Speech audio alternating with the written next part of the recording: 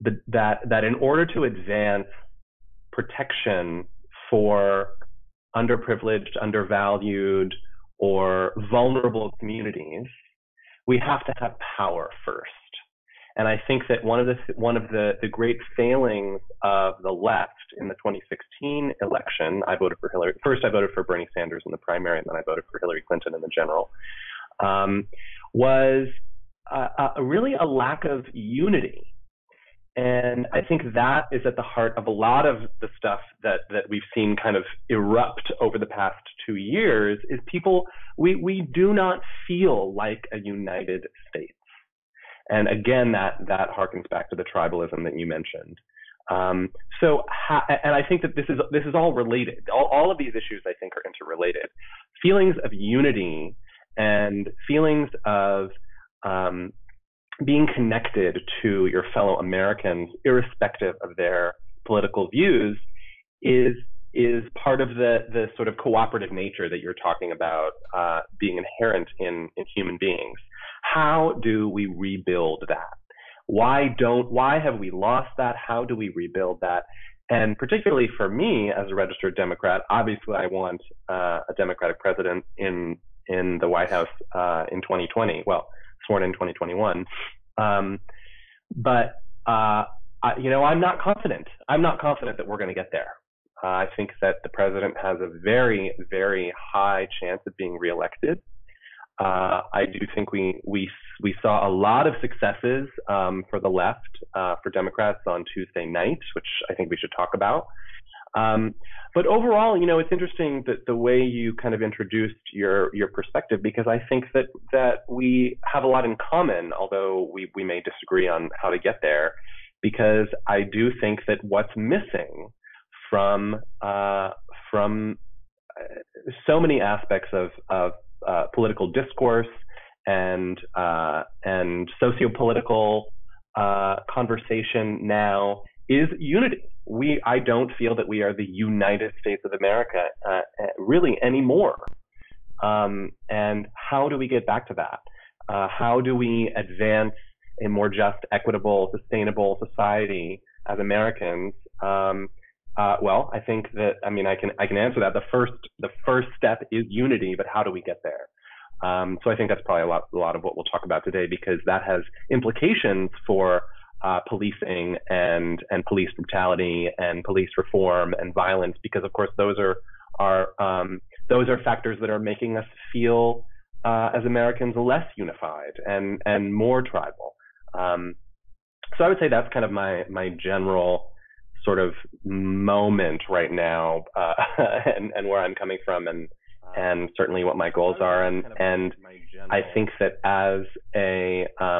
I think that for the left, for Democrats, it's very easy to point to everything that's wrong with Republicans. I can spend 15 hours talking about that. It's certainly covered extensively in moderate to liberal mainstream media. But I do also think that Democrats are less apt to reflect on what they're doing that isn't helping the cause, or what they're not doing. So there's a lot to talk about there too. Yeah, that was an interesting way to lead off. Let me just go over a couple of notes that I wanted to say. For one, it sounds like you'd like to make America great again. Yes, that is what you were saying, no? Yeah, well, it's interesting because I have said for 2 years now, really, the Democrats need their Make America Great Again. The Democrats don't have one. And it's a shame that we don't, because we need one, and we certainly are going to need one in 2020. So to your point, yes, we need our version of Make America Great Again, for sure. That's so funny. Okay, so additionally, I think it's neat we both used to be what many would consider social justice warriors, and aren't anymore for very much the same reasons. Again, I was very much into Black Lives Matter too. I am very much against Black Lives Matter only. And that is where I felt that movement went. And I felt like over the last 2 years, a lot of liberal movements kind of left me in that place where I was fighting oppression and they were fighting to be the oppressor. And that is just fundamentally not how I operate and think that society will be beneficial. But we'll go over those individual issues. You said you must have power to institute change, which I thought was neat. I don't know where I want to go with that yet. That we don't feel like a United States. And this is where I do get a little controversial, and I'm imagining you do too, in the fact that our unity is America, our nationalism. That is the thing that binds us. There aren't too many labels I'm comfortable with, but I have to admit that nationalist is one of them. Now, we'd like to go, oh, white nationalists, like they were doing the Trump the other day. That's ridiculous. Not at all what I said. I am a nationalist. I care about America because ultimately I will choose Americans over any citizens of any other country, and I will choose us over any other country, just like I'm a humanitarian or a humanist because I will choose humans over any other species at any point in time ever. I don't care. If it makes 5 kids have a better life, and that's the only negative of all the dolphins being wiped out on the planet, I don't give a damn. I'm a humanist, and I'll ultimately admit that. And that you want a Democratic president. And so my initial belief on that is I fight to end oppression and stop violence. And so I don't know why I would want a Democratic president when at the end of the day, the Democrats are the ones that kept ordering me to go do these racist actions throughout my career and haven't done things to actually change that. And I have seen right-wing people do it. So that is a big conundrum for me. As definitely somebody that is extremely left, I find it almost impossible to work with the left. And that's about it. My major point was I'm not really sure that if you want to achieve your goals, and that's not even you, that's us. I'm not sure if we want to achieve our goals, if going to the left is the way to do it. We'll get more into this at some point in time, but I did spend a lot of time, almost 2 years, with a friend of mine traveling this country and talking to cities, and I mean, like, almost all the states. We've probably been in 70, 80 rooms talking to different people, and we could never get anything going forward as the left to unify. It would always break down into some kind of identity politics where they would just become infighting and wouldn't actually get the thing done. But if you appeal to the right with like a small government argument, I get much further in ending something like the drug war than I do with the left, because they actually end up having these conservative values of like things they always did, or religiosity, or becoming puritanical, that leave me wondering where the hell progressive ideas actually belong. Yeah, I think that's a valid point. I think that to your question about if a Democratic president or Democratic administration is the answer. What I think is that if we look at the two parties that we have available to us now, I don't want to get into a conversation about how the two-party system is awful. I think that certainly we'd all like to have more parties to choose from, but that's not going to happen anytime soon. So let's look at reality the way that it is now, at least for the next, let's say, 50 years. If you look at the two options, I certainly feel that there is more fertile ground for positive change the way that I envision a healthy, productive country in the Democratic Party. That doesn't mean that I believe that the Democratic Party is perfect as is. I think clearly we keep losing, so we have a lot of work to do. I think that your point about, and I'm sure we'll keep coming back to this, about infighting and identity politics is really one of the key the key issues that has been the downfall of the party. And one of the comparisons that I would make is between Bernie Sanders and Hillary Clinton in the 2016 the primaries and the election.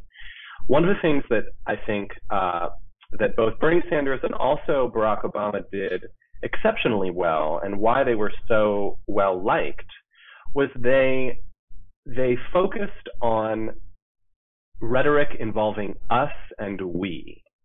And that was, I think, went really far to express ideas of unity rather than identifying dozens of subgroups, whether those groups be the LGBT community or Muslims or other hot button groups that were signals to moderates and conservatives that the Democratic Party was full of weirdos, and that only weirdos would be represented by the Democratic Party and not the average white, perhaps not college educated American.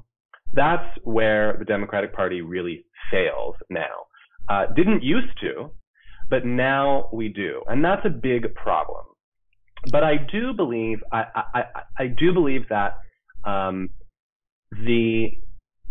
simply the fact that the right is perhaps more receptive to, or in your experience, the right is more receptive to a changing or addressing the drug war through a small government argument, for example, which I think makes total sense. I don't think that necessarily means that the root of the party is what's going to get us the progress that we want. I think that the kind of the keystone of conservatism and of the Republican Party is being traditional and keeping things the way that they are, or keeping or even going back to things the way that things were. I don't think that works anymore. That's not going to work. The Democrats' approach, and specifically with as it pertains to identity politics, that was their idea of progress. It certainly wasn't going back to a way that things were before. It was an evolution into the way that things are now, where we're more pluralistic, we're more proud of our differences. Unfortunately, that doesn't win elections, and that's the point that I made before, which is that Democrats fail to realize that we can't protect these groups that we keep calling out unless we have power. And in order to get power, we kind of have to play the game a little bit more. And that means appealing to people who might find it off-putting to feel like they're, well, I'm not gay or Muslim or trans or Latin or whatever. I'm just a regular old guy. So what do I want with this clown car of weirdos? I get it. You know, outside of California, for example, that's a very common perspective that I understand is valid, and that's why Hillary Clinton lost. Well, one of the many reasons why Hillary Clinton lost the 2016. I would have not voted for her for absolutely anything. You could have put a literal orange orangutan up there. I would have voted for the orangutan. Did you vote for Donald Trump, or did you not vote? No, I voted for Jill Stein. Okay. Yeah, I mean, I will fully disclose that I like Hillary Clinton. I think that she would have been a fine president, certainly compared to our current president. I think she has demonstrated her commitment to public service over her career. Certainly she's problematic. I'm not saying she's perfect. I have never said she's perfect. I voted for Bernie Sanders in the primary because I thought he was the better choice. Me too. So I won't defend her to the death, but I do think that she would have been a fine president. It would have been a lot. She would have continued the Obama legacy, and would have been just fine. I believe it was, I don't remember exactly who it was. It might have been Steve Schmidt, who was a Republican strategist, although he just renounced his Republican affiliation a few months ago. I believe that he said in 2016 that Hillary Clinton was a survivable event, which I think is still the case had she been president. I think that the current administration is doing a lot to divide us further. So I think that brings us back to the original point about division and divisiveness, and the fact that we are more tribal, I think, than we have been in the modern era. And that isn't good for America as a whole. And you talk about being a nationalist, which I think is certainly very different from being a white nationalist. A nationalist who believes in country above all. I think that unfortunately we live in a moment now where people put party over country, potentially on both sides. So I think that is an expression of the level of tribalism and division that we see in our country now. And again, to respond to an earlier point that you made, I believe that the central structure and vision of the Democratic platform is closer to where we want to be going. That doesn't mean it's perfect, and that certainly doesn't mean that it doesn't need it to be changed quite a bit, certainly for the 2020 election. But bringing it back to just this week, we saw the largest voter turnout for a midterm election since the 60s. And that's coming off of the last midterm in 2014 that had the lowest voter turnout in 70 years. So clearly it's a moment that's happening. Clearly this is history being made. That's just a fact. People are understanding that elections have consequences in a way that people on both sides, but particularly on the left, were happy to ignore, certainly in the 2010 and 2014 midterms. And in the 2014 midterms, the Democrats lost 9 Senate seats. 9. And then, act horrified when we can't confirm Merrick Garland, President Obama's Supreme Court nominee, because a Republican majority in the Senate refuses to hold hearings. Well, that wouldn't be an issue if we didn't lose as many Senate seats as we did in 2014. So I think that the rebuke of the Republican Party on Tuesday, particularly in the House, I won't necessarily say it was a blue wave in totality of the election, but in the House, it was pretty much that was a big shift in the House. I do think that is in part due to the fact that there are enough people who believe that this party, that the GOP, that the Republican Party, is not the direction they want to see the country going in. That doesn't mean that the Democratic platform is perfect, but they see it as the only viable option moving forward. And I think that the numbers on Tuesday really prove that, not only in the House, but also in the gubernatorial elections in 7 states where we flipped 7 state houses from Republican to Democrat. Yeah, I mean, so just the last thing to get us on the same page, or anyone else listening on the same page before we hit your list, I totally understand. Well, I never understand how someone else feels, but I believe that I'm close to understanding how you feel, and I will get with you in rhetoric of what the Democratic side, the more liberal side is. And I just think that the difference between Bernie and Barack Obama is incredibly different. Yes. I think that Barack Obama is the neoliberal, essentially the white neoliberal that Malcolm X warned us about. I feel that mask on his evils is like an ultimate evil, and the idea that everyone would be staying home and it would be fine if Hillary was in there is one of my primary points that turned me away from the left, in being that, yeah, most people, if Hillary would have won, would have been sitting on their asses and on their couches thinking everything was fine, while not a single policy changed to protect Tamir Rice's life. And that is continually what I see. As somebody I'm the executioner of what they did. So, and when the president decides he's going to paint a certain picture about criminal justice, it was me who was executing that, whether it was in the military or it was in the police department. And it just in my time, the incentives and systems that Barack Obama set up had me arrest 300 and some black males in a period of only 5 years.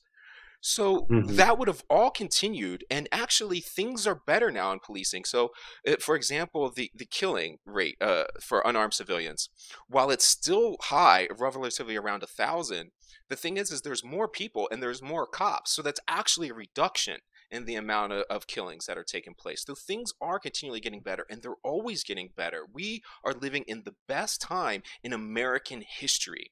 And to think that we ever have to go back to me kind of really messes me up. And I haven't heard conservatives really think that way. I've heard them appeal to like the values of their parents and stuff like that. And they're called conservative values.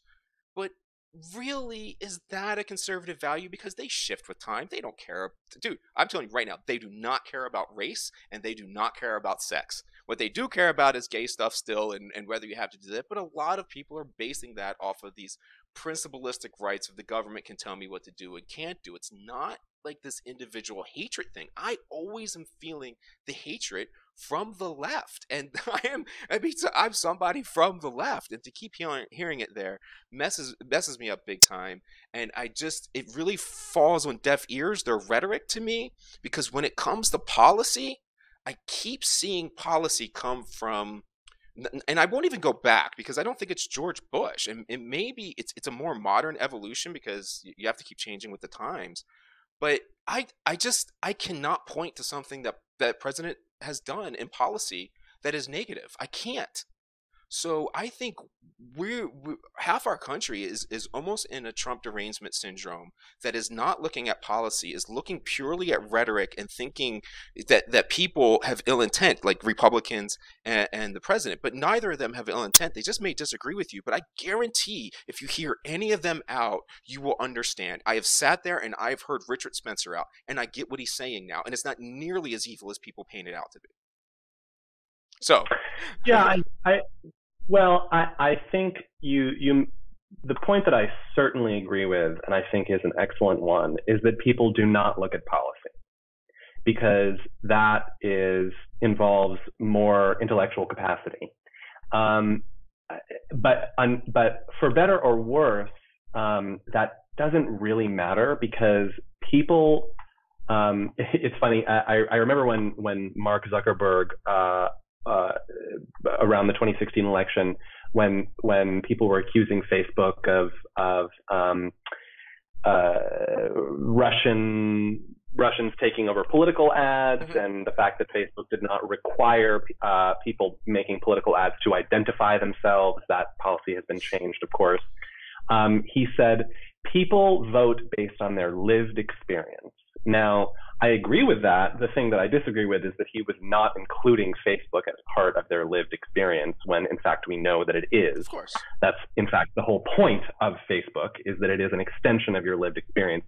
But anyway, what I would say is that even if you are absolutely right, which is to say that only the rhetoric is harmful, but the policies are, let's say, not any different, that is ultimately still harmful because it's about perception. And perception matters in politics. Perception matters a ton in politics. Dude, I so much understand that, but for anyone else to be responsible for someone else's misperception of what they mean, I feel like it's just not a way we can go about society. The listener and the student has just as much responsibility as the teacher and speaker. Yes, that's well. You will get no disagreement from me on that, Michael. But the problem is that's not the way that it actually is for millions of people. Sure, but I mean that's why we have a constitutional republic, though, and we're not a democracy. This is why, because democracies fail because people are too stupid in mass. I agree. I agree with that. I agree. Absolutely agree with that. I have been elitist.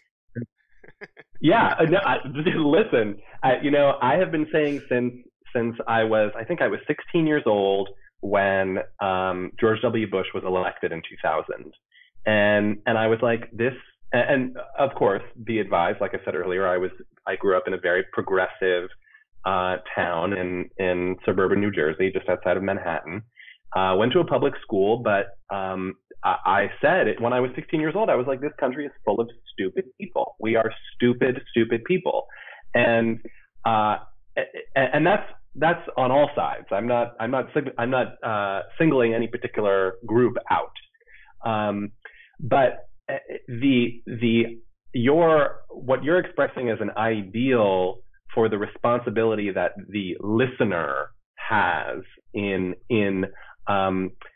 ingesting information and how it is applied to their own lives or seen objectively or whatever. I mean, that would be great if everyone did that, but that's just not how people make decisions about who they vote for. It's much more emotional than that. Are you understanding why Republicans think that you need to have some kind of measures to view whether you can vote or not? Not any idiot should be able to vote. Well, I have been saying that. I also think that not any idiot should be able to raise children. I mean, I've certainly been saying that. You know, I don't have kids. I don't want kids. I think that to your earlier point, I do think we can, let's say we take the rhetoric of this administration out of it, which we can't, but hypothetically for this conversation, let's say we're not talking about the rhetoric, we're not talking about the attitudes, we're not talking about the press conferences, we're not talking about grab her by the pussy, we're not talking about any of that. Let's say we're just talking about policy. I think that I do think the tax bill will ultimately be very harmful for lots and lots of people. This was a signature achievement of the Trump administration, was passing the tax reform bill, that gave billions and billions back to the people at the top, income earners at the top, and wealthy corporations. We've seen this movie before. This has happened before, where a combination of deregulation, lack of oversight, and tax cuts results in, if not a recession, some very lopsided economic policy that does not help grow the middle class. That is certainly a policy that I would point to. Sure, but let me just jump in to say, let's get organized, but let me just remind you, and I don't want to whataboutism it, but President Bush, too, put in those very similar tax reform efforts, siphoning money from the poor and giving it to the rich. And what happened is those things were put with a sunset clause on them. But now, then they were made permanent. By whom? Barack Obama. The Bush-era tax cuts were made permanent by Barack Obama. So this is where I get lost. Like, I believe you. I understand what you're saying, and you're right. But I do not see that voting for a Democratic side of the issue will get us there, because they put in temporary measures. Obama locked them in. Mitt Romney proposed making a healthcare system that funnelized the profits into the hands of the elite insurance companies, and Barack Obama instituted it nationally. So I'm fucking lost that they're left. I don't see them as left. I see them as right. Well, listen, again, I am an equal opportunity offender, and I certainly the policy of the deregulation of the Clinton administration in the 90s also contributed to this. So it's both sides are not there's no side that is free from blame here in some way, but we can look back in time and we can blame for sure, but we also have to look at what's happening right now, because we have all the information that we had from the 90s, from the 2000s, from the 2008 crash, and still that as the rich get richer and the poor get poorer, the Trump administration has approved another set of tax cuts that I believe history will show will be harmful to the middle class. We can't look into the future and prove that right now, and we can argue whether or not that's actually going to happen.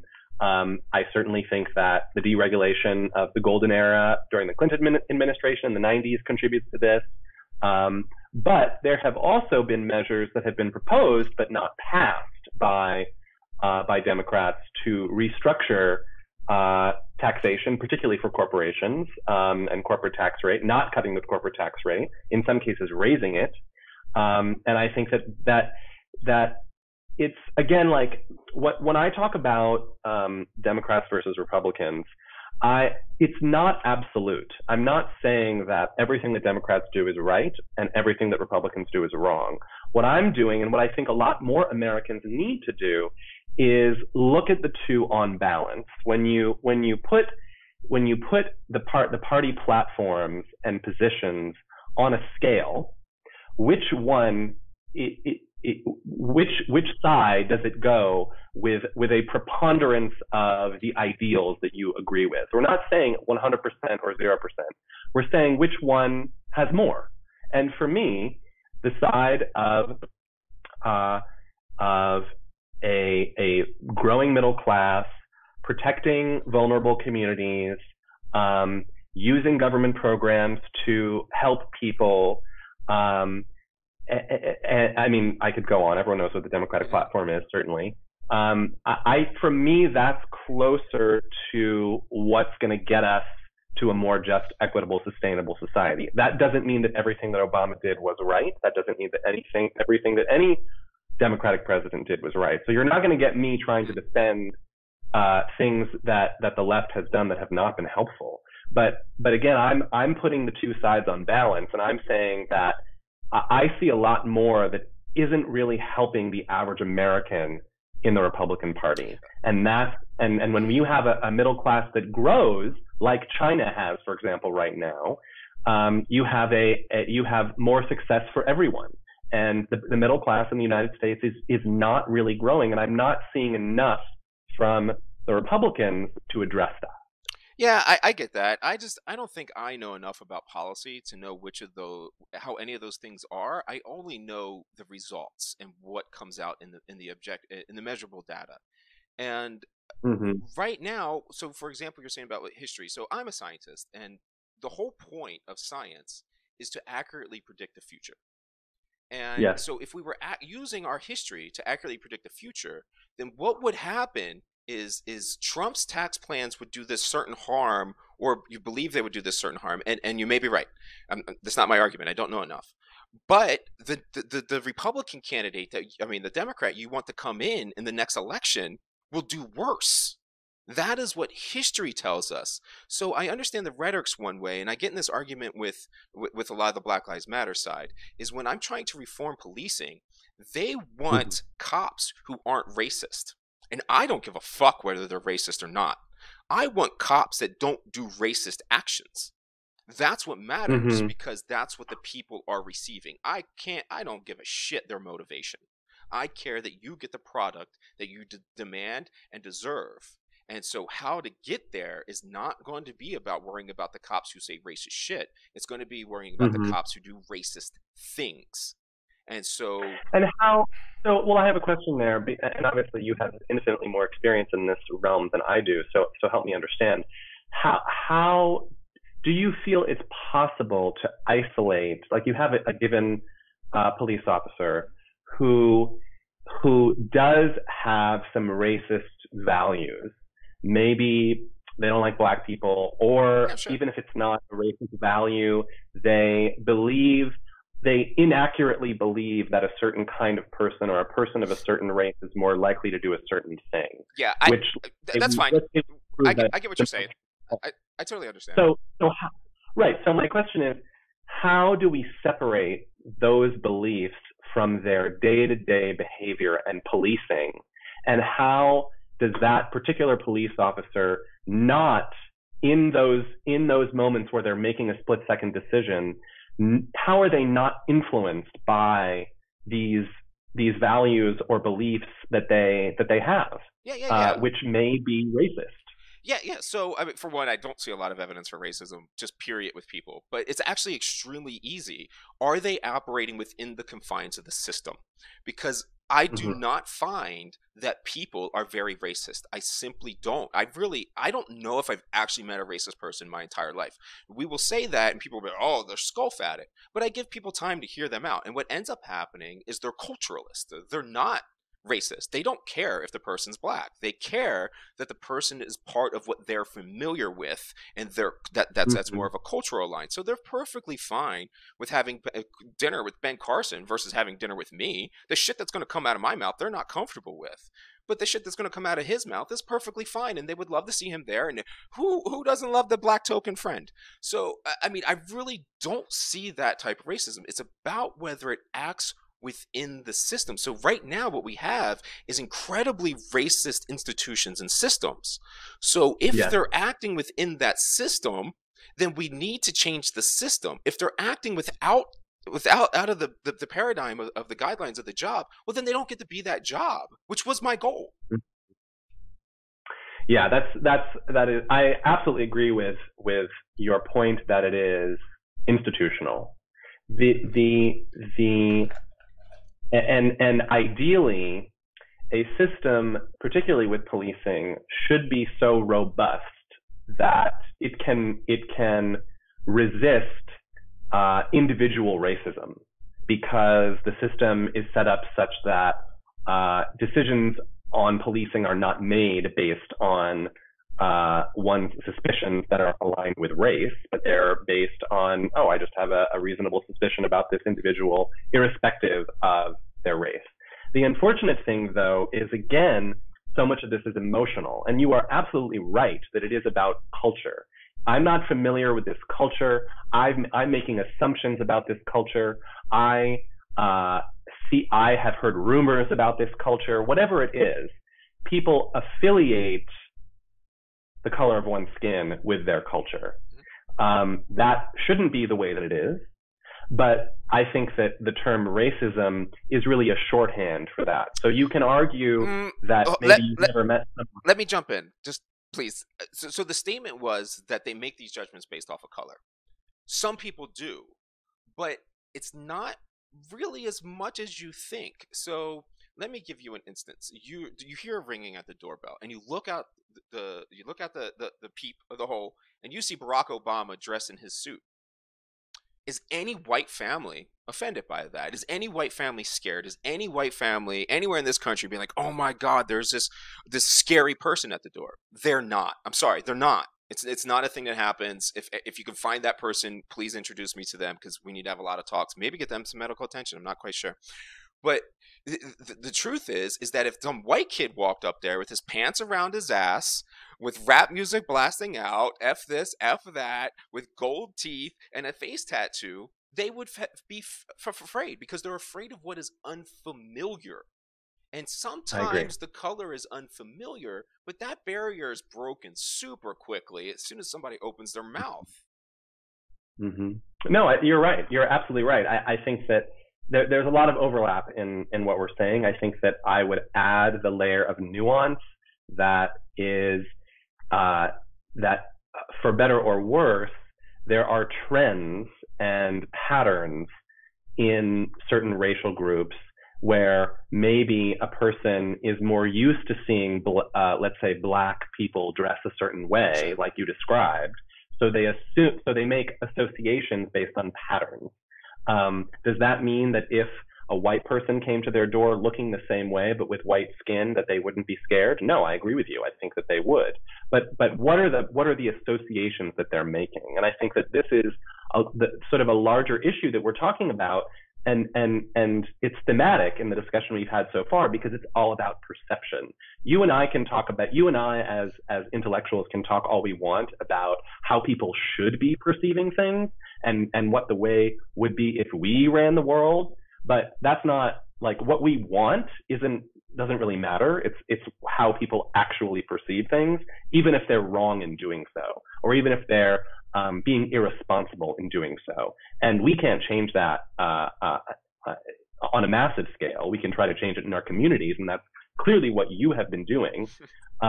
Failing at? So that's what you've been trying to do. Trying is a good explanation, but achieving would be the wrong way of phrasing it. Right. So I mean, I'm sure your listeners know all about this, but if you could just sort of briefly, like, just point to some ways in which you feel like there is resistance in the government to addressing these institutional changes that you need to see, that you want to see in policing, that are not happening? What is the resistance you're seeing, and why? If you feel like you have solutions and you have experience policing, and what are the barriers that you've seen that prevent those changes from being implemented? Yeah, so I mean, I think there's probably, I guess, three that are huge. For one, it's fighting power. So the government institutions will fight it throughout. You need a radical mayor or some kind of person, like you said from the beginning, no shock, that you need somebody radical in power to Right. to at least allow it.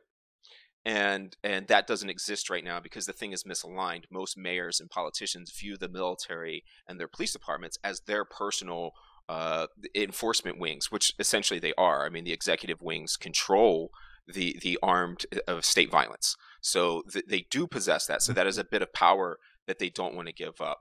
The second thing would be the tribalism and the infighting and the turning into one another on the left, where there was generally this idea that I've experienced where if it wasn't their idea, they actually didn't want to get behind it.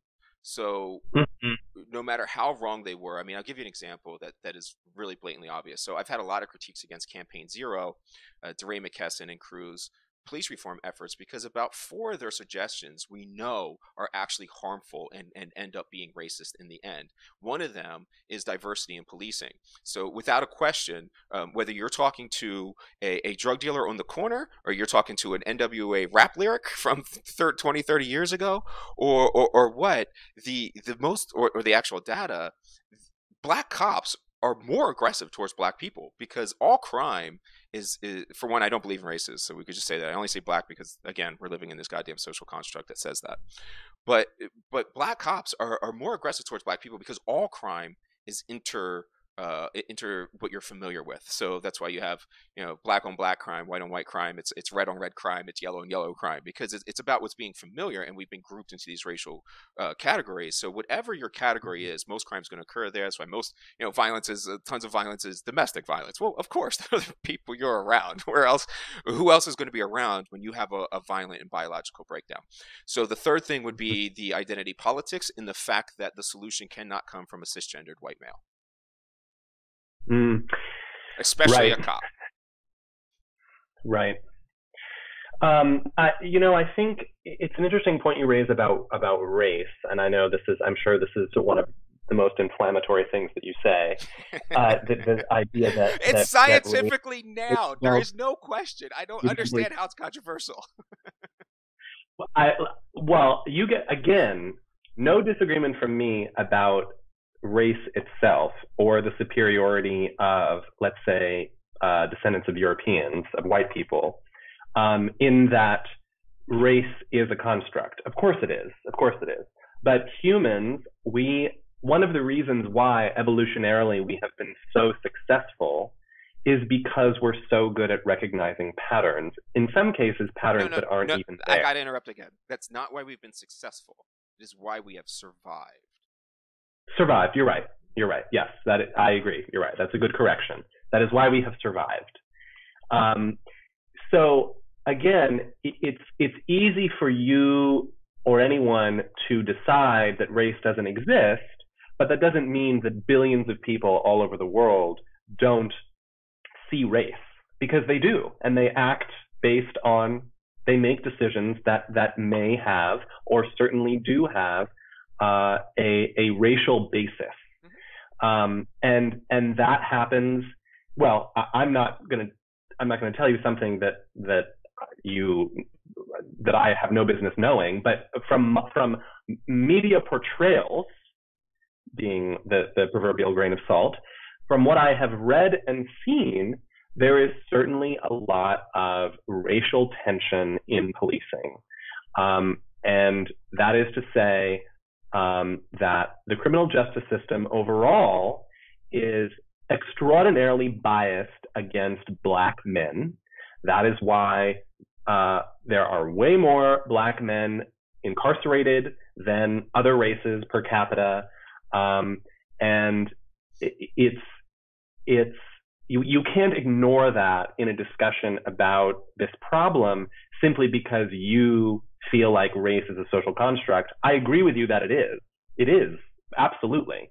But it is one that affects how people behave. And ultimately, it is a sociological factor that we can't ignore, even if we think it's bullshit. Yeah, I'm not asking us to ignore it. What I'm asking us to do is recognize that it is a social construct. You are not born with knowledge because you are black. You are not born with a privilege because you are white. These things are bestowed upon others. So it is the power. You are playing into the rule of the elite and the oligarchy of America when you play into the race game. Let me give you another example of like why sewing social constructs is so wrong. Because like you say, it's about what actually happens in human reality. So I'm going to give you an example. Suicide. Suicide sounds like something we should talk about, right? But we shouldn't. The bottom line is that the more you talk about suicide, what you do is you end up putting that on somebody's list of available options and how to deal with their current situation. So the more you talk about suicide, the more suicide rates go up, not down. The same thing with race. When you play the race game and you identify as black, you separate yourself from society, you justify all the other rules, and you play into the system of the oligarchy because you are now putting yourself into this category where no matter what it is, and it will shift no matter who's in power, but as long as you have those dynamics, you're only hurting yourself because you're continuing to sow into the idea that it's real and not a social construct. So we should treat it a certain way, and then you end up doing things like setting in affirmative action and being actively racist against Asian Americans to get into Harvard, and no one gives a fuck. So that's what things are about, looking at the objective measurements, not so I have to build everything in society, everything about my rules and policing and how we should structure things systemically must be based on objectively measurable things. If they are subjective or social constructs, they're out the window because I cannot make that perpetual. That is a shifting thing that is subjective only to the perceiver. Yeah, it's true. I mean, I think that a lot of people of minority races would vehemently disagree, and I think it is reasonable to understand why they would. Yeah. But without commenting specifically on that, I think that to an earlier point that we were discussing, I think that what is missing from political discourse now is unity, and that's exactly what you're talking about. If we talk about us, we Americans, and we don't talk about black or white or Latino or Asian or gay or straight or whatever, and it's just people, I do think that's the answer. Unfortunately, this is something that I'm relieved that it's not as controversial now as when I first started feeling it, maybe, I don't know, 8-ish years ago. But I have always, or since then rather, not always, for quite some time, I have felt that identifying subgroups in the political sphere, I don't mean in other realms, I mean specifically when we're talking about politics, when we're trying to win elections, that identifying subgroups, and I think this is related to what you're talking about with race and certainly policing, that identifying subgroups does a lot more to divide us than to make people feel protected. Yep. Because if the whole point is that we're identifying how we're different and we're going to protect all of these people who are different, then it doesn't really advance a message of unity. Now, the criticism that I think I would receive for that statement is to say, okay, well, no, the point is we're saying we're different and we all should get along. We're different and we should be pluralistic. We're all different and that's okay. We're supposed to be all different. Well, yes, I do agree with that. I think that's the way it should be. But politically, that doesn't advance the cause because it divides people. It makes people feel othered. And if you say, okay, well, here are all the people that we're protecting, and it's a big long list of minorities. Well, what about the majority? How are they going to feel? The majority is going to feel alienated. The majority is going to feel falsely like a minority, and that doesn't advance that doesn't help anyone. That doesn't help the minorities. It doesn't help the majority. That certainly doesn't help the Democrats, and that's what we saw in 2016. So, as it pertains to policing, and I don't claim to know anything more than you do in this realm, but just from what you've told me, it sounds like that message is also missing because there's so much rhetoric about race and policing that it's impossible to avoid that staining the conversation about making meaningful change, because race has really polluted has polluted policing in a way that now, to your point, it's really institutionalized, and it's about retaining power, and it's about rejections of not being progressive enough from the left, which is a whole other conversation. I read, I think it was in the New Yorker, the term leftier than thou, which is something that happens all the time, where it's like, oh, well, you're progressive, but you're not progressive enough. You're not left enough. It's not radical enough. It's milquetoast. It's too moderate. It's too neoliberal. It's too whatever it is. And I think that's also another cause of the infighting on the left. So overall, I think that race is a deeply we're in a problematic moment of race, because we're experiencing at once an awakening to the ways in which certain races have been disadvantaged institutionally, and at the same time we're trying to unite. So how do we make people feel like we're living in a pluralistic society that is functional, but also try to maybe not even consider that we're being pluralistic and just say, hey, we're all Americans. How about that? How about just all being Americans?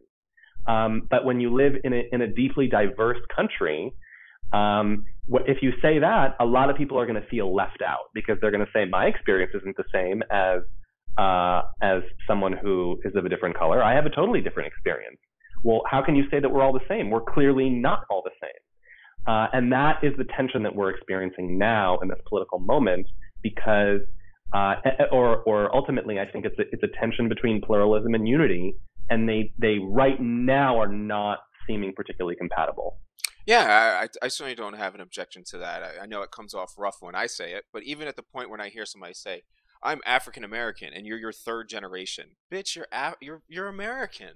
Like, I don't understand. Like, somebody comes over here from Ireland after they've been here for 3 generations. Nobody's like, oh, you're an Irish American, huh? No, because like those are the things we're instilling upon us. But I want you to go through your list so we hit all your points. So next, let me do that. Okay. But let me give you one example of how this goes wrong in policing, and then hit your list, because I want to get to it. I promise you I would, but that's the way all discussions with me go. It's a very long preamble. So yeah, that's true. We could call it that. The world's longest preamble can be the title of this. But so there was this, I wrote an article somewhere, and it has the references to all this, but there was an article in the Baltimore Sun in Maryland, and they were talking about sending the Baltimore Police Department to implicit bias training, because that's a big deal, and that's something that I have harped upon too. So like there was like the white female officer that killed the black guy. I don't remember where it was. I don't know why I'm dropping the names. Terrence McCrutcher is his name, but when she did that, like, she perceived that he was doing these things wrong, and everybody thought she was a liar. But I believe her perceptions. The perceptions, like, a vision is an illusion, or experience is an illusion. So all these perceptions are kind of what drive our actions. So they were trying to give this implicit bias training, and the idea was that what they wanted to do is show that other people could have weapons, and other people could be a threat, or you need to open your eyes and look elsewhere, not hone in on the black male, as kind of cops end up tending to do. So they go to this training, and they come out, and you think they're going to say something like, man, you're right. You know what we got to do is we got to treat black people differently. But that's not what they come out saying. They came out saying, oh, man, we have to treat old white ladies just as bad as we treat young black dudes. And it was like, God damn it. No, that was not what anybody was trying to say. So what we're trying to do and intend on our policies and how they come out have been so dramatically different that I feel very perplexed about where to even go in that same thing. Is if I'm trying to get these things achieved and help a better system, but I can't do it through the means that seems obvious. I don't know whether I should be serendipitously, I don't even know if that's the right word, going around and trying to do it in some kind of way behind people's backs, or if you're more up front. Like, sometimes I feel like maybe that's what politicians are doing. Like, you're like, oh my God, this dude's lying, especially when it comes to Trump, because it's like, yeah, that's what he has to say in public to distract and to get people going over here and there so you can actually accomplish the fucking thing that you're trying to accomplish. So nobody will get in your damn way. And maybe this dude, I think he's going to legalize cannabis, which would be huge federal. But if that was a big thing on the agenda, dude, libs would be fighting him, just like they fought to go ahead and keep the amnesty plan. I mean, I don't know how many people realize that, especially on the left, but Trump offered amnesty for everyone in this country in exchange for the wall, and the Dems said no. That's the greatest deal in the world. But anyway, so let's go to your election debrief. Let's go ahead and start it off. Sorry. Okay. So, I mean, we touched a little bit on this in our very long preamble. I think that the fact that this was the most the highest voter turnout we've seen in the midterm elections since the 60s, coming off of the 2014 midterms, which had the lowest voter turnout in 70 years, that is huge. I mean, that sends a big message. What is that message? I feel that it is a pretty round rejection of the Trump administration.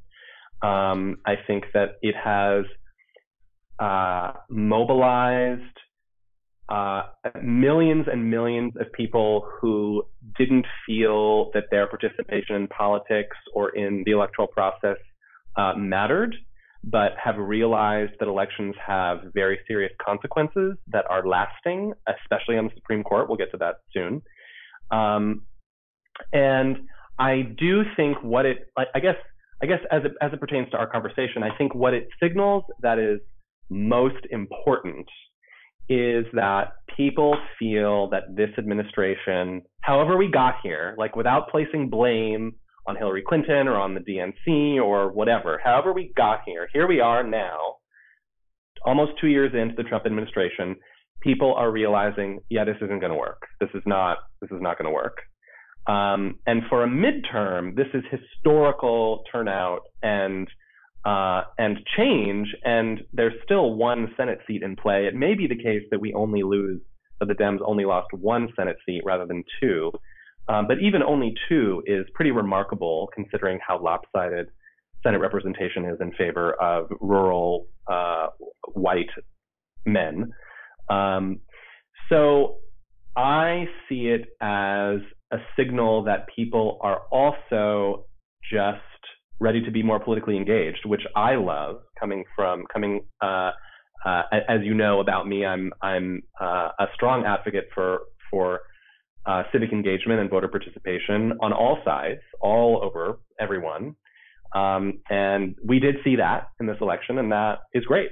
That makes me happy. That means that the results of this election are more representative of a cross-section of the electorate, and therefore a cross-section of the population.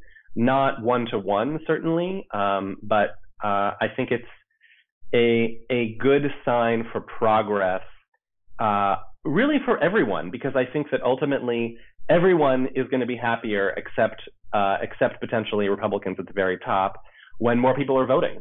And that certainly includes minorities, it includes young people, it includes a lot more women. And the composition of the House is reflecting that now. I think when they all come to work in January 2019, the House is going to look very different than it did for the past, well, really ever. It's going to look more diverse than it ever has. Sure. So the two direct questions were: was this election a referendum on the president? And I will say that all midterm elections are a referendum on their president, and they almost all go against whoever is in charge. Well, actually, they have all gone against who is in charge, which is kind of good because that's the American system of checks and balances. Maybe that stalls things, maybe it doesn't. But is it a referendum on the president? I don't think it's a referendum the way you think it does, because this was the least in modern history pushback on the in power president. So I'm a little hesitant about the massive turnout when you think that the Republicans went out more, but also They did. We argued and agreed that the more people voting is most likely the more idiots that are participating in the system, and you're not actually getting something good. For instance, like the idea that the Electoral College has failed, I think Trump's election was evidence that the Electoral College succeeded. I personally view Hillary as a complete war hawk who would have been extremely harmful to our society, especially to the people like me who end up dying for these things. So, sure, that's biased. I'm not a huge fan of where I saw her going, especially against Russia. I think Russia's our friends, so I don't like the idea of ever demonizing Russia or any other country, really. So the massive turnout increase, I don't know what to make of that. I guess it's just more people thinking they need to be involved, which, if you believe in a democracy, would be a good thing. I wouldn't say that's a bad thing. I just feel like maybe more people are coming out because they feel like they have to fight for their tribe more, and that actually wouldn't end up being a good thing. And I find it very hard to accept the argument that Trump's doing a bad job, as much as we all don't like the way he presents himself. But dude, a lot of people don't like the way I present myself. So I've definitely relented to who the fuck am I to judge about how somebody comes off and the way their rhetoric comes off to other people. And so anybody that doesn't know, the reason the Electoral College has more strength, and the more the royal environments have more power in the elections because they need it. I believe the philosophy is true. The idea being that if you get clustered in these cities and these towns, then you will not see the big picture of what it is to get food, to produce, to work the land, and what you need to survive. And those people, those farmers, whether we want to admit it or not, they are the most important people in this country.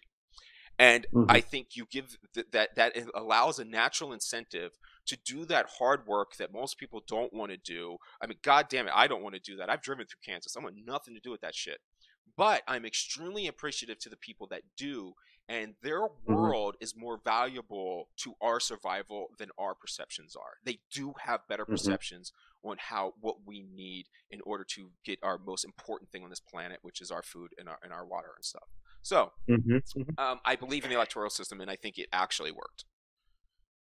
Yeah, I think that is certainly a valid philosophy. I think that the issue that we're seeing now is that as more and more Americans are living in urban or semi-urban areas, that it's simply just the numbers that for example, 3 million more people voted for Hillary Clinton, and this also happened in 2 past elections when the winner of the popular vote did not become the president, and in all cases that was a Democrat. So I don't think that's true. I think didn't Bill Clinton get elected?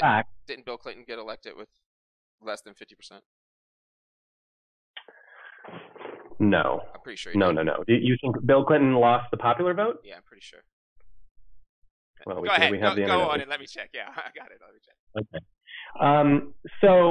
So certainly the whole point of the Electoral College, well, there were two real goals there, and one is exactly what you're saying, which is to ensure that politicians considered the needs of more rural Americans, because if they didn't need to, they would just campaign in cities to get the most votes, and that would be that. Ideologically, that makes sense. I think the issue that we're seeing now is that mathematically, it is not very democratic, because if you believe that democracy is it involves a simple majority, more people, this is what the most number of citizens want, then that's not the system that we're living in now. So I certainly don't dispute the idea that understanding the lives and goals and day-to-day of rural Americans or semi-rural Americans I think that that's certainly valuable, but I don't think that, I think that it is now unduly lopsided in favor of those people which are not the majority of the population. They represent the majority of the land mass, but that doesn't really matter because there are fewer people in those more rural or semi-rural areas as opposed to more densely populated urban centers, obviously. And as more and more people, I mean, what is the stat I just read, that in 2040 or by 2040 or 2050, more than half of the population will live in, I think, 8 states. So this again, I think this is something that we should get into when we get down to my third section about the Constitution, which is that these are things that the framers could never have anticipated. And in 1787, the world was a very different place, and certainly the United States was a very different place.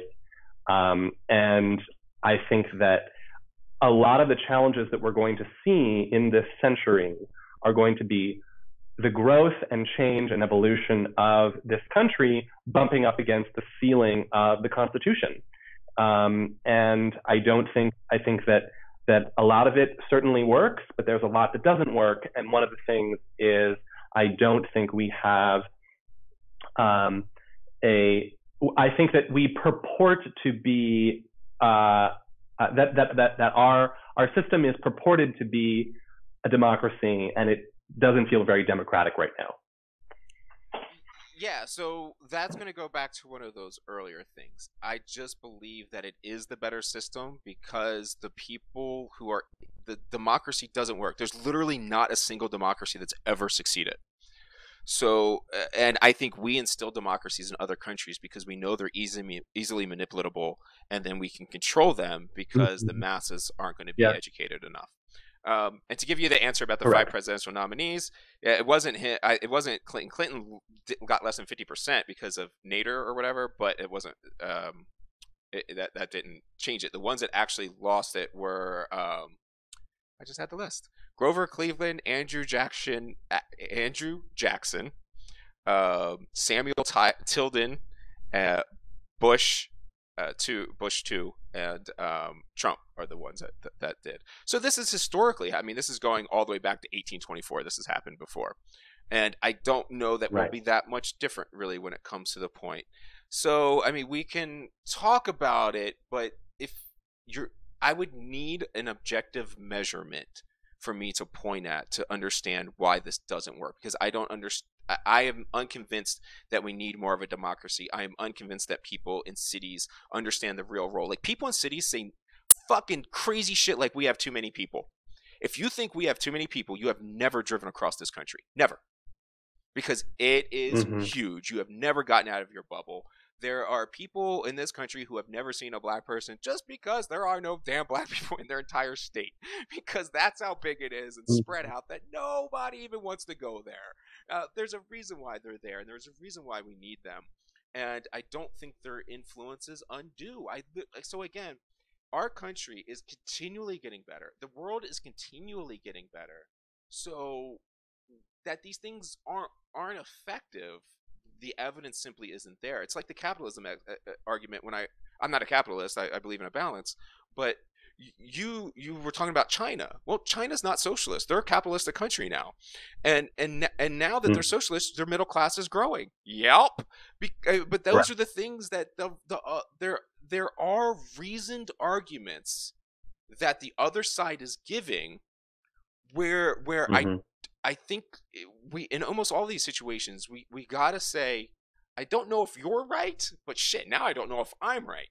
So we need to find a way to measure these things objectively and take ourselves out of it. I think ourselves being involved in our emotions is incredibly harmful to actually achieving the success. But so you're saying your next thing was 12 more Democrats voted, but the Senate still controls Congress. What do we make of this? And that's what we're talking about. I think it's good. You think it's bad. Sorry. Yeah. So you think it's good or bad. I think it's good. I think that just because they're Republicans doesn't mean they're not voting for progressive ideas. They often do. There are tons of red states that have passed some really crazy progressive ideas. I mean, Florida just passed the the damn giving felons their votes back. That's pretty damn progressive, and that's a red state. Red people voted for that. So yeah, but that was a ballot initiative. Sure. So that's what I'm saying is the tribalism does that. But once you actually talk about what people want, you really start getting on the same page. So I think those people understand things that we don't understand about it's just like plumbers and electricians and stuff. They understand things about our world that we just don't. And I'll have to defer to them in the same way that when it comes to the system of policing, I need people to defer to me. Mm-hmm. Yeah, that makes sense. I think that this is, I mean, I think you and I just clearly have different philosophies about like what it means to be a functional democracy. I think that the issue, actually, I would say really the primary issue that I have is simply that the way the Senate is balanced now is a reflection of a structure that was created in 1787 that could never have predicted what now is a deeply imbalanced Senate. So when the framers wrote the Constitution in 1787, there were 13 states, all small in the Northeast. There was no Florida. There was no California. There weren't a sea of very low population states in the Midwest, and North Dakota and South Dakota, and what I see is just a failure of the framers to anticipate an explosion in population that is very, very localized. It's in very specific areas. So, for example, whoa. Hold California. On. When in those times was that not the same case? I don't understand that. So maybe I'm ignorant. But I mean, you had little puritanical towns. I'll explain it to you. So 2 senators for every state, right? That makes perfect sense when you have 13, what were really 13 colonies that had a fraction of the population that we have now. No Florida, no Texas, no California.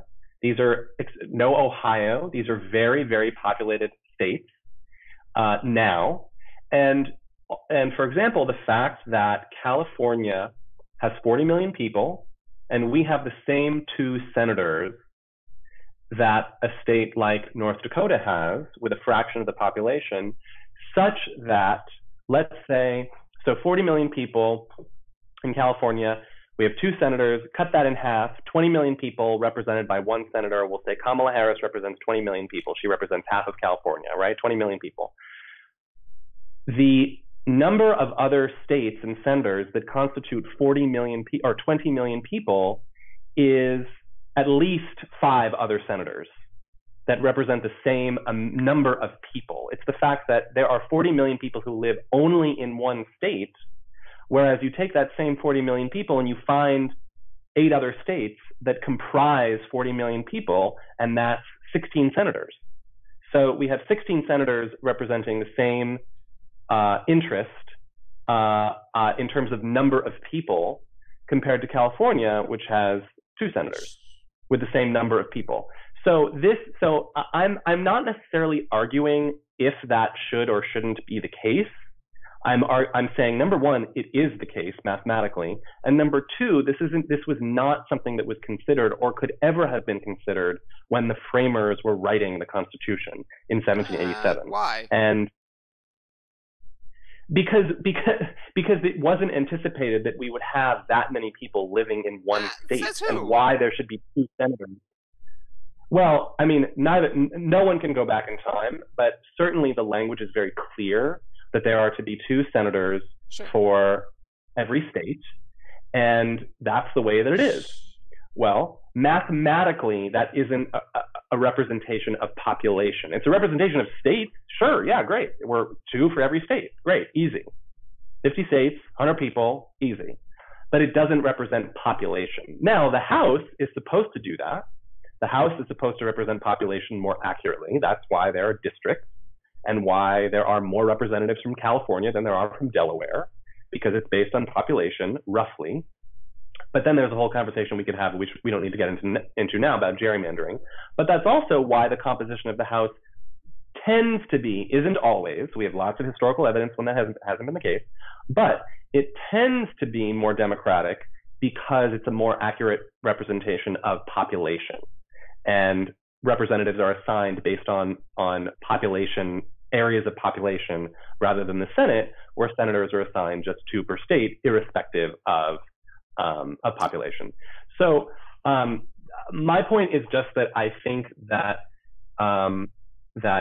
and this is an earlier or a later point that I have about a constitutional convention. You know, if we could change things in the Constitution, and I do think that within the next 100 years, if we manage to last that long, that there will be a constitutional convention, which will require 35 states to ratify it and whatever. But I think that will probably happen in order to form a more perfect union. By the way, that's the whole point. How can we be more perfect? Well, I think we can update some things that could not have been anticipated in 1787.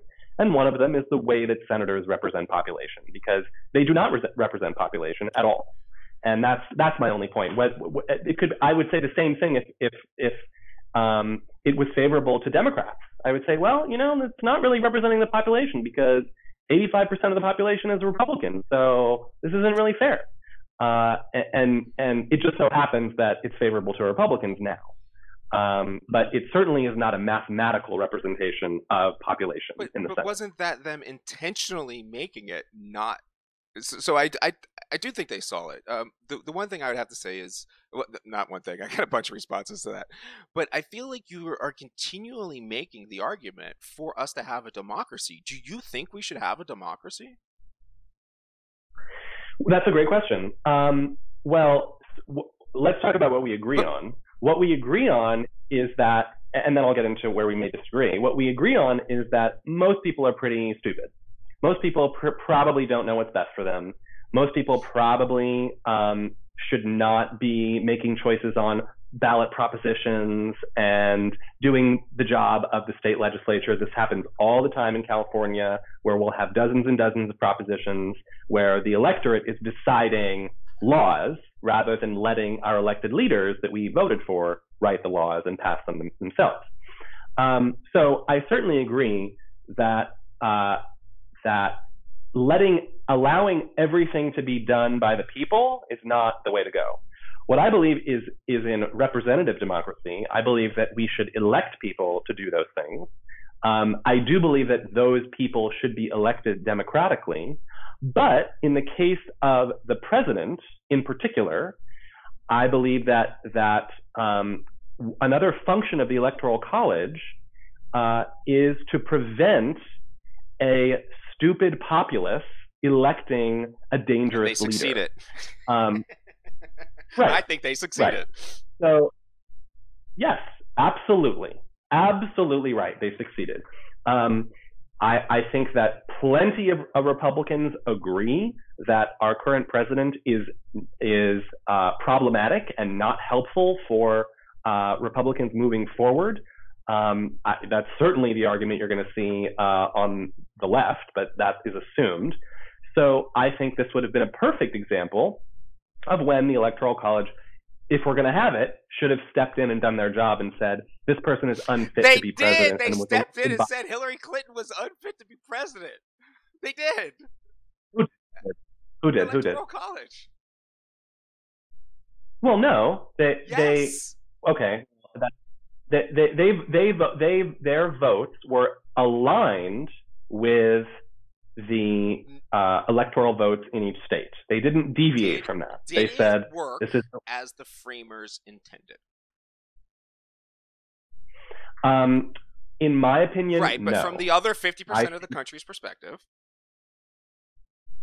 Well, it's less about as the framers intended. It's more about if you believe in a pure democracy right. So or representative democracy. Why are you arguing something to me? See, this is what I don't get. You're smart, and we already agree that democracies have never worked, There is no democracy in this world right now that is good. There's only been two highly successful governments, and they were both constitutional republics. That's why we're a constitutional republic based off of Rome, because it's the only time anything has worked. There's a reason why we're a constitutional republic and not a democracy. I don't get why we would want to revert to an inferior system just because our ignorance, and I'll say our because I mean all of us, in this case I particularly mean you, believes that Hillary Clinton would have been better than Trump.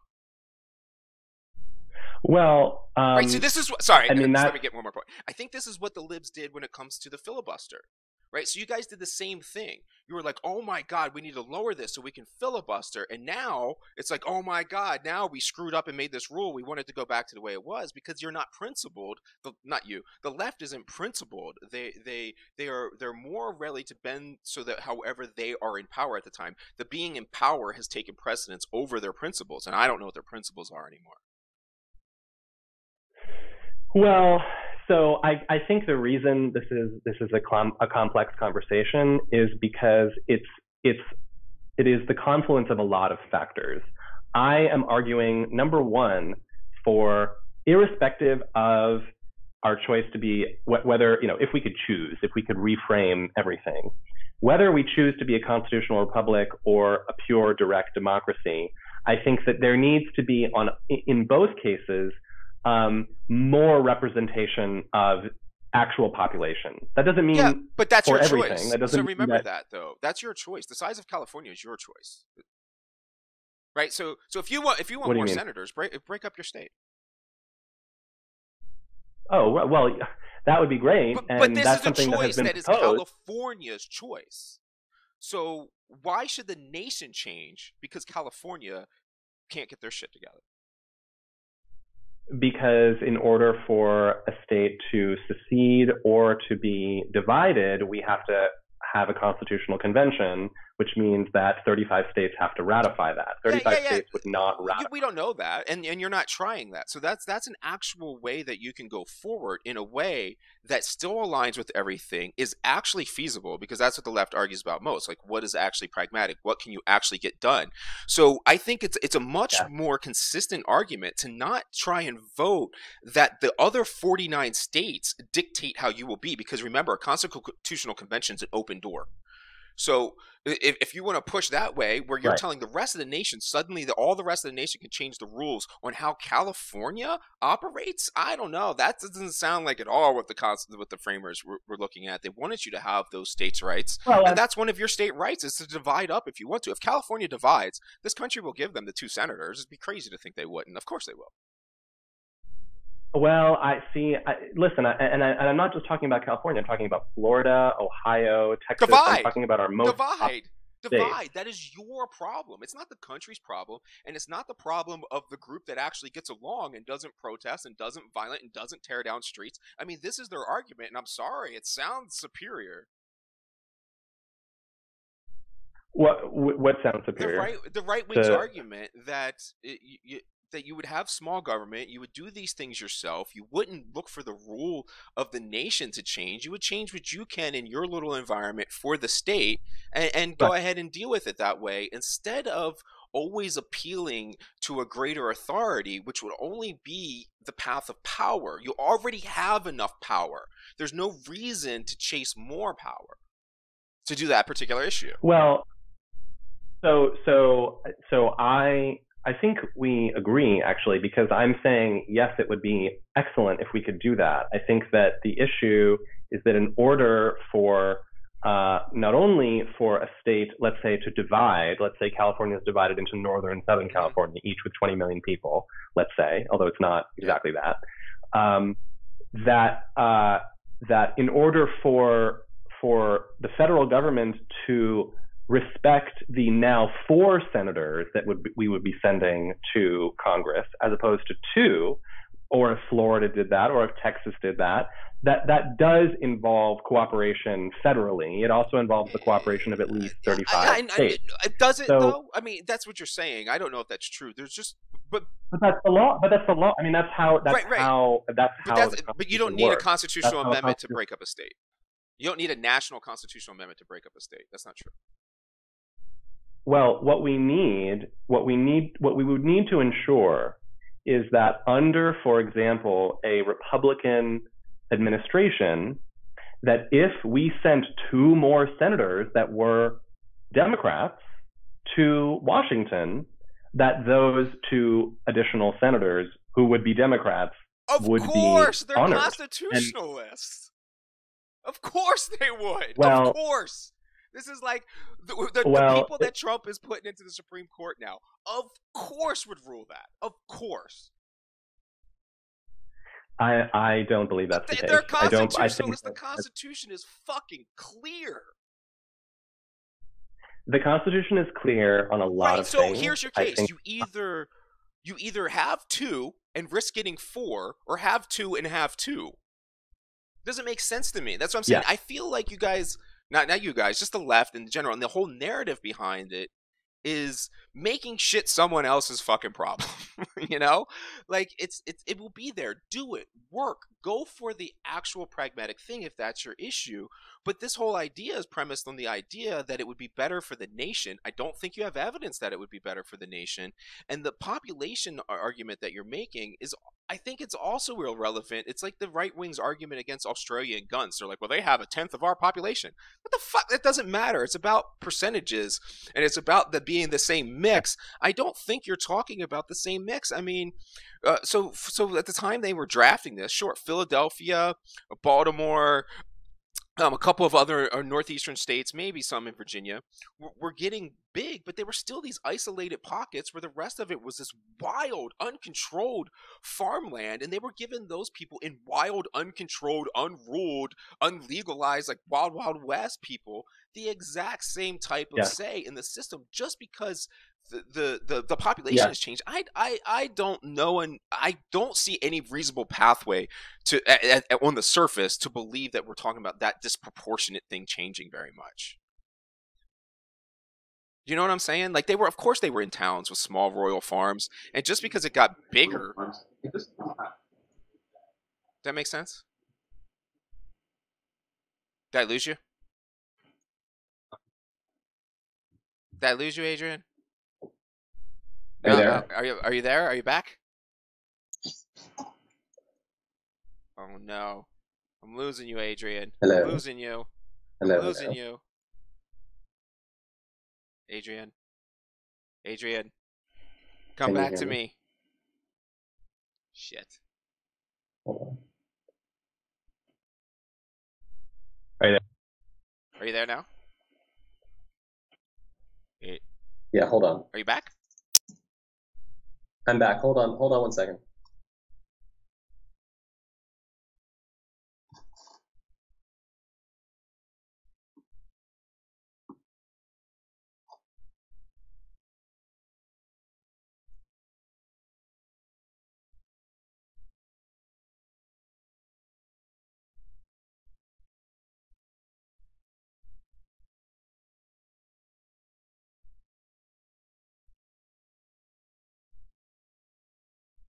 Did you use one of those liberal Apple computers? Is that what's happening?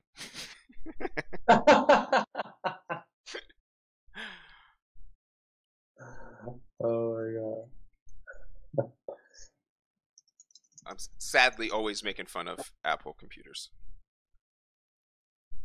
my I I grew up in god. the kind of like when computers were coming up, the basics of programming, and I can't deal with some person on the other end of a computer telling me what I could program and what I can't program into my system.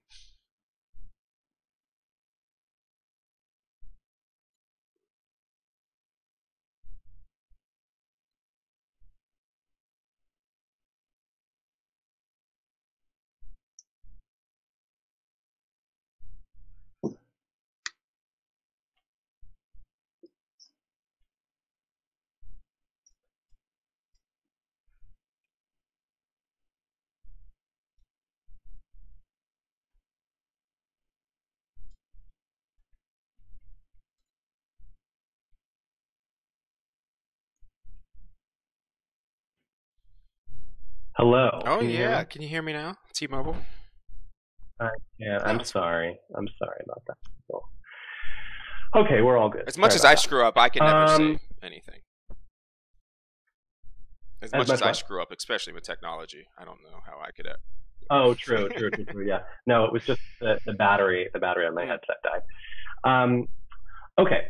So I think the last point was, yes. So the last point you made was that you don't see a pathway to the kinds of changes that I'm ideally suggesting. And I think you're right. You're absolutely right. There is not really a reasonable pathway to a Senate that is more representation, that more accurately represents the population, that really deviates at all from the Constitution. I think that's the problem. I think that at some point within the next 100 years, I do think we need an update. That's all. It's like you get software updates every once in a while, fix some bugs, iron out some issues. I don't think there's any reason why we can't do that with the Constitution. I'm not saying today, but I think that that our nation has changed. I think that's a good thing. I think change is supposed to happen. And it certainly is reasonable just to update our governing documents. That's all. That's why at legal levels below the Constitution, and amongst the states and other laws that are not governed by the Constitution, that's why they change. They change because things change. So ultimately, my point is just that I think that at some point we're going to need to do an update, just like you update your operating system or whatever, because we have more information now about how the country works than we did in 1787, which I think is pretty reasonable. And one of the things that I'm suggesting we look at is how the Senate represents population. Okay, so let's say Constitutional Convention, and smart people sit there and argue about it, and then the politicians vote on which way to go after listening to experts with specific field knowledge. How's that work? Okay. Sure. I think that's great. I mean, that's what I'm for. That's essentially my policing system, is that you would have people like that in power, and then you have to listen to the people who are actually experts in the field, and then when you actually get that information, then you debate over what to do. So I would be comfortable with that, because I think you'll lose your Senate argument, but I think we'll gain things when it comes to, like Kanye says with the thing with the 13th Amendment or 14th Amendment, whatever that is. I think he's absolutely right. 13th? 14th? 13th? Which one? Help me. 13th. Okay. 13. And then with obviously the Second Amendment, which as much as people hate me about that, I think that means a dramatic revision. Yes, of course. But I guess we're getting there. Oh yeah. Well, you and I, you will have no disagreement from me on that. I think the Second Amendment has got to go as it is now. But that's another example, Michael. I mean, in all seriousness, I think one of the reasons why we agree, I mean, we haven't talked about the specifics, but why generally we agree that the Second Amendment does not help us now, and why it's outdated, is because, again, in 1787, firearms were very different. It was a very different situation. You couldn't have a concealed firearm in a purse. It was, you had a damn musket. Yeah, either way. Or, there's a million ways you can argue that way. I mean, you have that they didn't even know technology, or that they were even saying what we're saying. They're saying, I don't know. Reading that thing, I'm not seeing what it's interpreted and accepted as being meaning. Yes, I agree. So I don't even know that they got it wrong. I don't know they got it wrong, but the way we interpreted it is damn wrong. Well, and additionally, I would say yes, and I think that the advances in firearm technology need to be considered when you're talking about a law that governs firearms. Well, if we're talking about firearms, then we have to understand how firearms work now in a way that they didn't work in 1787, and that's something that people are refusing to talk about, except clearly you and I. And that's the update that I'm talking about. Let's just do an update. That's one of the ones that needs to be updated. I just think I'm going to win my senator argument with you. Okay, all right. I bet you and millions of other people for sure. So, all right, the next question. You were talking mainly about diversity, and will the election of younger, more female and non-white representatives in the House change the tenor of the rhetoric? For one, I don't if you hear out Trump, I don't think his rhetoric is that bad, especially when it comes to race. I mean, some other things like saying dumb shit and whatever, his inability to be, his social awkwardness often. But when it comes to race, I don't find him saying anything very, very off-putting. I think towards cultures, sure, but people miss cultures for race all the time. I think we are messed up with this diversity issue. So here's what the science says. The science says that countries and parliaments and businesses that have more diverse command staff, essentially executives, they are better countries and better businesses, and they are right. But the thing is the diversity is the side effect, not the cause. So what we end up doing, especially the left, is putting in the diversity like it's a fix when it's not. When you put Obama in there, you can call him black all you want, but that's a typical white neoliberal. Hands down, everything he does is, I mean, the blackest thing ever been around Barack Obama is his wife. So which he had to woo and marry into to even be accepted into such around such blackness. So those identity politics are part of the thing that I think is very harmful. Now, if we were doing things right, you would see more diversity, yes, but it does not work the other way around, because you're just picking the people who came through the same things, because diversity does not actually afford you anything other than maybe forcing the male-female thing. But I'm not sure that that's would be as effective either. Most likely there's a reason why more females don't want to go into politics. So I don't know why if we start forcing them in, then you're picking from a lower section of the barrel than who's actually qualified upon merit. So are you saying that that the goal of diversity, or rather not the goal, the result, having more diversity, let's say in politics and corporate governance, whatever, that is ultimately beneficial, but you question how we get there? No, it's not beneficial. It is a result. So it is of a good government or a good operating command staff or a fluidly operating organization. So, and how is racial and ethnic diversity a result of good operation? Yeah, I don't know why. So that's something we don't understand the mechanism of, but that is what all the data tells us. So worldwide, I mean, America likes to get focused on America data, and America data is kind of largely irrelevant to me. It's just a piece of the puzzle. Human activity is human activity. It doesn't matter where you are. So when we look all over the world, that's exactly what we see is that the countries that have this are better countries. They have more progressive ideas. They're safer, things like that. But that is that we're confusing the issue. Good governments result in executives that are more representative of their people. It's not that forcing the representative in makes a good government. It's literally backwards. Okay, well then I think we agree. I think that Tuesday has proven if we got your point. If we got there from the system versus the people. So did we vote in more people because that were of these identity politics because we were convinced that we should elect them in because of those identity politics, which would be the exact wrong reason.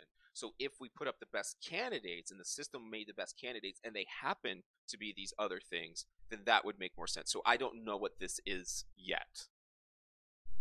Yeah, I think it's not a monolith. We can't make a blanket statement because we're talking about literally hundreds and hundreds of local elections and candidates, particularly in the House. But I think to your point, that people felt that electing leaders that were more like them, for example, in Minnesota, we have a Somalian woman. So I don't know if you know, there's a very large Somalian population in Minnesota. A lot of people don't know this. For whatever reason, it became a Somalian enclave, particularly in just outside of Minneapolis and St. Paul, I believe. So there's a large Somalian enclave there. They elected the first Somalian woman that will be sent to the House.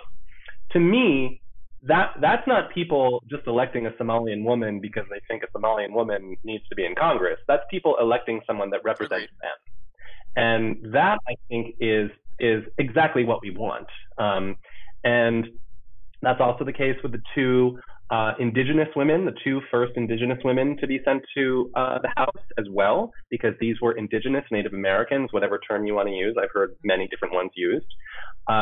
These people, these populations elected these women. One of them happens to be gay as well. So I think that is an example of the system working effectively insofar as people are electing someone that they feel represents them because they have a shared experience.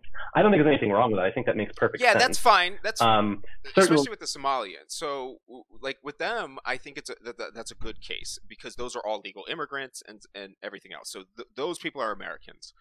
Where this gets confused, I've spent a lot of time on the left and the right, and sitting at dinner tables, and where this is confused on the right is they see this as what will happen with the Democrats that the left is pushing is to allow in illegal immigrants, grant them citizenship, and then control the demographics. So if we aren't very particular about how the Somalian case in Minnesota is very different than a lot of the Hispanic Latino cases, then because you got to understand that if the people in power are largely white people in this country and largely conservative, that's where all your money lies, and it's historic, but that's fine. So you have to be on those people's side, or you at least have to appeal to them in some way, shape, or form. And if you're going to set up, and the adversarial condition that gets set up with letting immigrants in because those demographics change the thing so that the left is in power when that's not tied to the good of the people who already have some kind of power or vested interest in this country,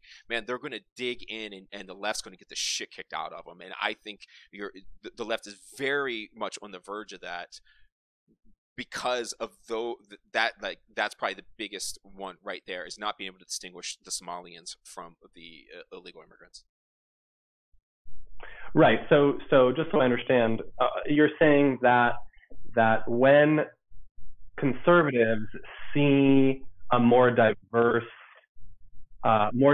leadership amongst Democrats, they wrongly associate that with enabling illegal immigration? No, I think the way the Democrats say it, so their rhetoric around it doesn't distinguish how those Somalian cultures, which are Americans, that's what I'm saying. Like if they were like, I'm Somali, I'd be like, bitch, you're an American. I don't know what else to tell you. If you're Somalian, get the fuck out and go back to Somalia.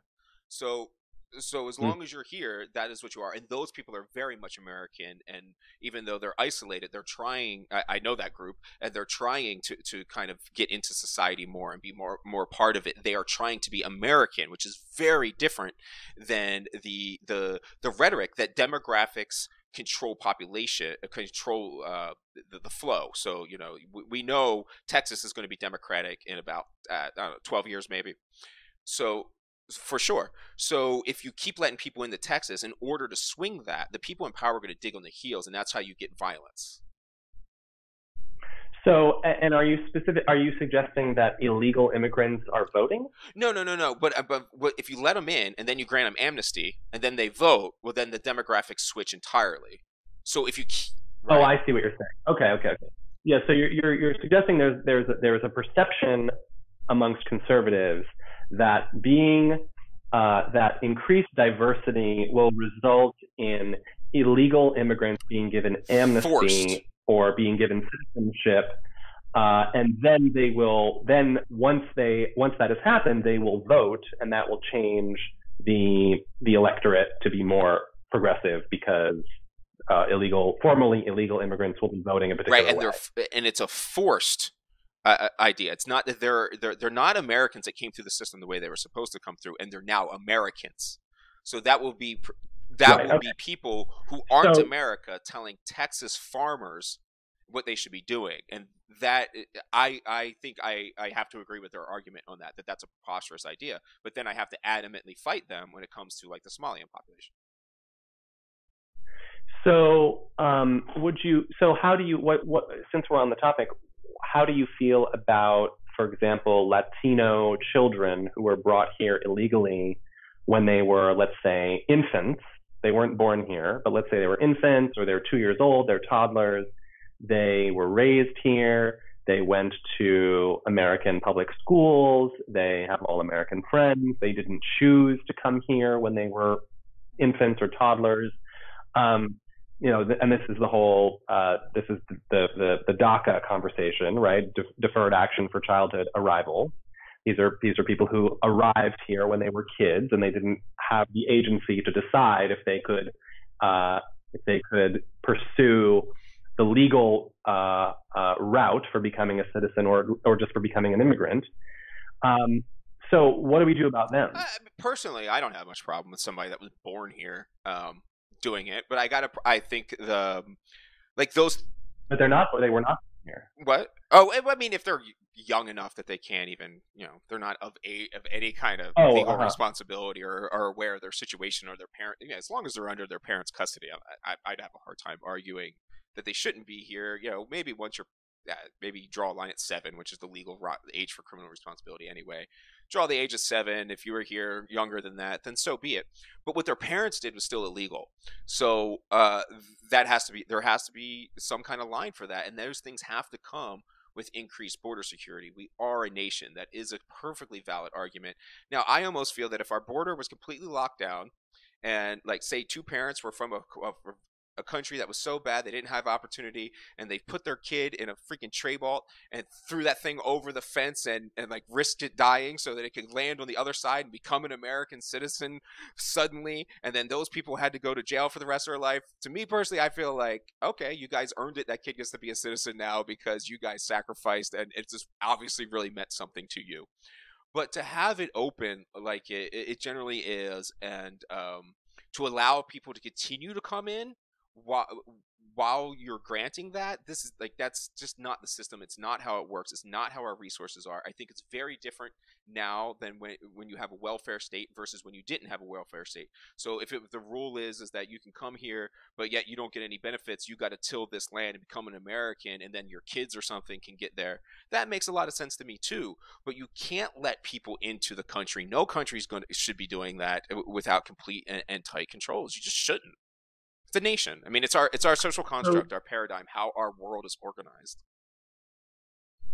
So you feel that border security on the southern border addresses that? Oh, so everything is about deterrence. So it's just like the whole gun argument. It's not about whether guns kill people. Well, obviously people kill people, but guns make killing people easier.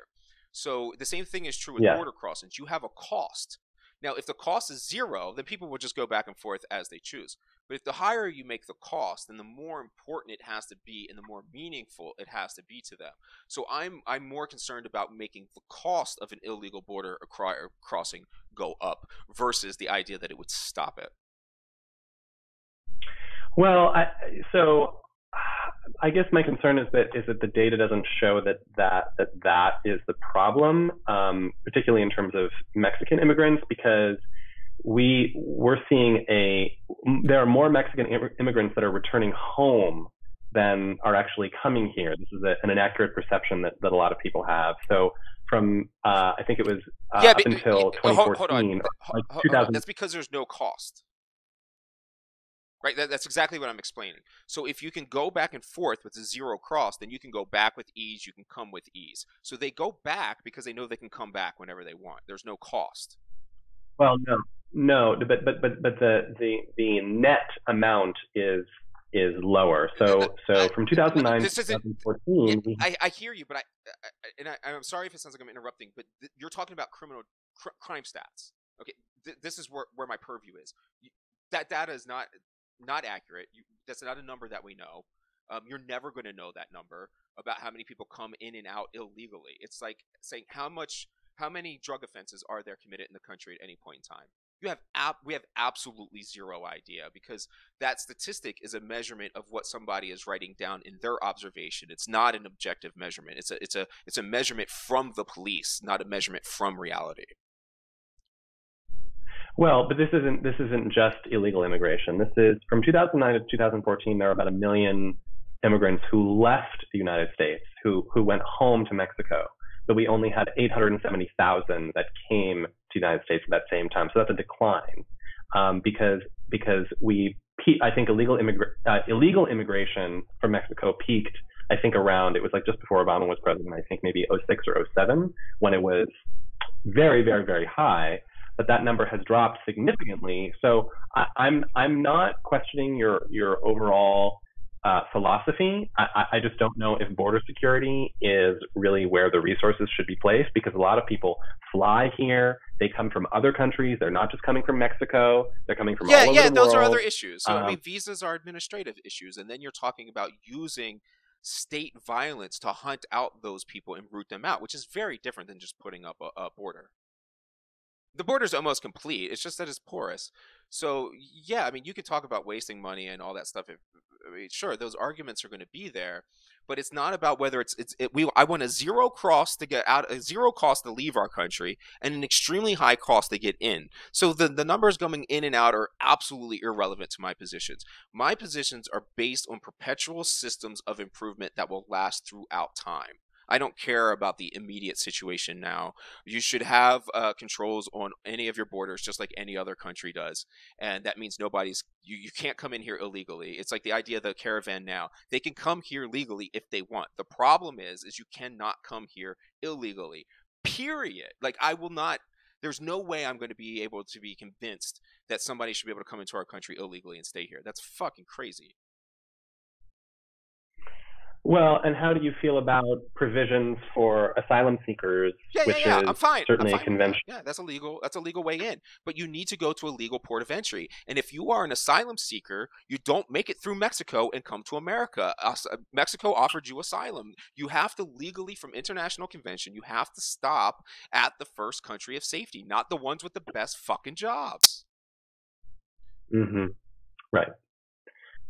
Okay. What else? Here's something that I wanted to talk about. I sent you, this was yesterday, I think, or the day before, I sent you this tweet from SE Cup, because I think she's a very interesting voice, because I feel like used to be more conservative. She was certainly more conservative during the Obama administration, but now that she is sort of representing conservatism, but under the Trump administration, she is a lot more critical, certainly of the president. So in this tweet that she made, that was 2 days ago, on November 7th, she said, "To be sure, Democrats' House win is at least in one way a gift to Trump. They will focus the next 2 years on investigations, subpoenas, hearings, and impeachment threats. Democratic political operatives and the media will love it, and America will hate it." So I shared this with a number of my progressive friends, and we all actually agreed. I think there is a great deal of rhetoric. Well, I don't think there is objectively a great deal of rhetoric circulating amongst conservatives that Democrats are obstructionists. And of course, that's a bit rich considering how much obstruction the Republicans were guilty of. About this no president has ever put in somebody in their last year. No, that's not true. It's happened at least twice, Michael. Really? We have facts that demonstrate that. Yes. Or yes. like what? So like it must have been 100 years ago, or and something. Also, it's not modern error. And also, but Michael, it doesn't even really matter. What matters is that this was definitely the first time ever that a Senate simply refused to hold hearings. That has never happened before. Never. And it was partially due to, I believe, a false confidence in the president at the time that Hillary Clinton would be elected the next president of the United States, and that she would get to appoint justices, and that it wouldn't be a problem. So he chose to not do a recess appointment, which I believe was a mistake for the Democrats. And so we ended up with Mitch McConnell stealing a Supreme Court seat that should have gone to Merrick Garland. Okay, so regardless, per SE Cup's tweet, which is perceptions that have of the next 2 years and what Democrats do in Washington with their power that they've now seized in the House, or that they'll have come January, I do believe it's going to be very challenging, because part of the House's job is oversight, is to be a watchdog. That's part of the checks and balances that are built into the Constitution. However, the average American may not understand that. They also may not care. And they're going to be looking for ways to confirm their beliefs that Democrats are obstructionists. And Donald Trump is very good at painting himself as a victim. Oh, the media has been very unfair to me. He uses the word unfair a lot. You can search his tweets for the word unfair, and he uses it a great deal. And he's very good at painting himself as a victim. So I think Democrats are going to have to be really careful to seize upon their oversight powers very, very specifically, and only when they know that they can uncover something that really will be damning. Because I think that it's going to be, it could really set us up for the president being reelected in 2020 if the majority of the nation feels like the Democrats have been whiny bitches for 2 years in the House and done what is essentially the equivalent of the Benghazi hearings for Hillary Clinton, the longest House investigative committee ever, longer than Watergate, longer than the 9/11 Commission, and longer than Monica Lewinsky, because they will feel that it reinforces. The average American may feel that too much oversight, even though it's their job, even though we know that it's their job and we know how the government works, but the average American maybe doesn't know that, and they're going to feel like, to S.E. Cupp's point, that it's that impeachment threats and Maxine Waters ranting and raving. I do love her myself, but I know lots of people don't. That Maxine Waters ranting and raving and demanding Trump's tax returns and all that will reinforce the image of Trump as a victim. They don't understand him. They don't like him, and they're being unfair, which he will be sure to play up because he always does that, and he's so good with that messaging. So I think it's going to be very challenging for the Democrats to find that right balance. And I think that to her point that it is in a way it is a kind of gift, because we know that the Democrats are going to be they're gnashing their teeth, like ready to get into the House and fuck some shit up, which I understand and respect, and that's also their job. But I'm also thinking about the long game, wanting to get this president out of office in 2020 and replaced with a Democrat or potentially a moderate Republican, which could potentially happen, although not likely. So I think there's a lot of truth to what she's saying, and unfortunately a lot of the Democrats that I spoke to in reference to this tweet, and also sort of projecting about the next 2 years, really agree that that's going to be a big challenge. Yeah, I can't argue that. I think it's going to be a huge challenge. But I certainly side with Trump in a lot of the things where I think the way that he's treated is completely unfair and things are taken out of gross context. But I think that's the mood we're in now. I think if Hillary was in power, or the odds are you'd be hearing the same kind of rhetoric come from the right. It's just the overall idea of where we are. But when it comes to let's say, okay, do you know the Resist movement, like the official organization? You know what I'm talking about, though? Yeah, like the black sign with Resist on it. Oh, yeah. So I was approached back in Standing Rock about joining the Resist movement, and I signed on as one of the original founders. As we were having the conversation in Standing Rock, so I didn't have much time to focus on the conversation, but the idea was that we were going to do progressive things and resist these bad policies. That's what I was told briefly. And then as I got involved in the organization, was doing the calls, the conference calls among the leaders and stuff like that, I kept asking them one question. What are we resisting? And the only answer I ever got was Trump. And I said, well, I'm out, because I don't resist people. I resist policies, ideas, things that are tangible. I'm not here to just fucking resist for the sake of resisting. That's childish, and I have no idea how you think that would benefit. Like, my fight, again, is to end violence and to end oppression. So you want to be the bigger oppressor? Fuck you, I'm out of here. So that's what I think. I think the left is very wrong on what the vast majority of this country wants. When you say a democracy, I'm going to be shocked if President Trump doesn't win the majority of population next time. So I just think we're very confused and caught up in narratives that people in power are continuing to give us, and that obstructionist thing is what they want. It's not what benefits us, and I don't think that's representing what people actually want. I think the people who are very loud about the resisting and the obstructionist idea are very small percentages. I think that when the Tea Party was kind of doing that shit, I think the vast majority of Republicans didn't agree with them, and I think the same thing's going to happen no matter what. I forget how you said it, but like whoever is being the bully baby is not going to be perceived well.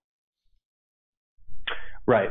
Yeah. So I think it's important for us to dive into a little bit what you're talking about in terms of like resistance in general and the resist movement. What are we resisting? Well, yes, you ask anyone who considers themselves to be a part of the resistance movement, what are they resisting? They'll say one of two things or both. They'll say the president, they'll say Donald Trump, and or they'll say the Republican Party. So I think to your point, we had talked about earlier on about really understanding policy over people. And I think that that's true. I think that a lot of people don't do the work to actually understand policy and how policy affects them as opposed to just figureheads. Well, Donald Trump is, in addition to having a lot of power, certainly in terms of his appointments and executive action, he also is a figurehead. That's part of the role of the president, is to represent the government. It's representational. It's not just direct. It's not, I'm sitting here writing laws all day. That's not the president's job, except in the form of executive order. So the resistance to President Trump is, even if we agree that maybe it isn't rooted, or we certainly agree it's not rooted in policy. Let's say he wrote no executive actions. Let's say there were none. I mean, there have been many, but let's say there were none. And it was just about his personality, the way he comports himself and conducts himself on the international stage. I do think that what a lot of people are seeing is that some of his perspectives, some of the way that he speaks, and how brusque and occasionally rude he is. Also his history, the things that we know he said in the past about women. These are what we're seeing is that is enough for people to feel like it's something they need to resist. And the reason that they feel they need to resist it is because, for better or worse, that sets an example for other people. I do feel that the attitudes and behavior of the president sets an example. This is any president, not just President Trump, but in particular because he's so polarizing, and he has said some things in the past, in the distant past, and in the more recent past that are really, really inflammatory, that it does embolden people who agree with him. It's not that he's creating people who didn't exist before that would not have otherwise felt the way that he does about, let's say, about women, or about journalists, saying that journalists are the enemy of the people, which of course is ridiculous. So the resistance is to someone who represents a lot of toxicity, and it allowing people to feel that the toxicity that they have within them, whether it's against Muslims or against trans people or against immigrants or against women or against blacks or whatever it is, they feel, this guy, he says what he wants. There are no consequences for what he says. He's talked about grabbing women by the pussy. He's talked about blocking all Muslims from entering the United States. No, he I don't really like Muslims. No, I mean, he has never Michael, said blocking all Muslims ever. No, he said there needs to be a complete and total shutdown of Muslims entering the United States until we can figure out what is going on. That's a direct quote. He's on video saying that. And in the document, in the executive action that he wrote, that the White House wrote, it was on the White House website titled Muslim ban. This is, I mean, that's just the way that it is. I mean, like, that's not something that we should spend time arguing, because that's just a fact. If you believe that that's not what his... Dude, he never banned all Muslims. I mean, that's the thing, is you take misspokes, or even like the grab him by the pussy. Like, I hate how you guys make me defend him. Like, grab him by the pussy was before he was president. What has he ever, and you say race, like, literally no one can point to anything racist this dude has ever said in his history. Dude, I've said a lot of racist shit. You're going to find it if someone entrusted me. No, I agree with you. Listen, I'm not saying that he is necessarily on record saying outwardly racist things. What we're looking at is patterns. Again, we're looking at patterns of behavior. They're not there. I mean, like, I'm sorry, but I can't go, I'm so tired of hearing that go unaddressed. Like, I don't know what that means. Like, what racist thing has he ever done? Pattern. Okay. What pattern of racist things does he have? I'm not sure this is, I'm happy to go here. I don't know if this is the most entertaining for your listeners or it's the most productive for us, considering the other stuff we want to get to. But I think, let me conclude the original point, and then if you want to go further, we can.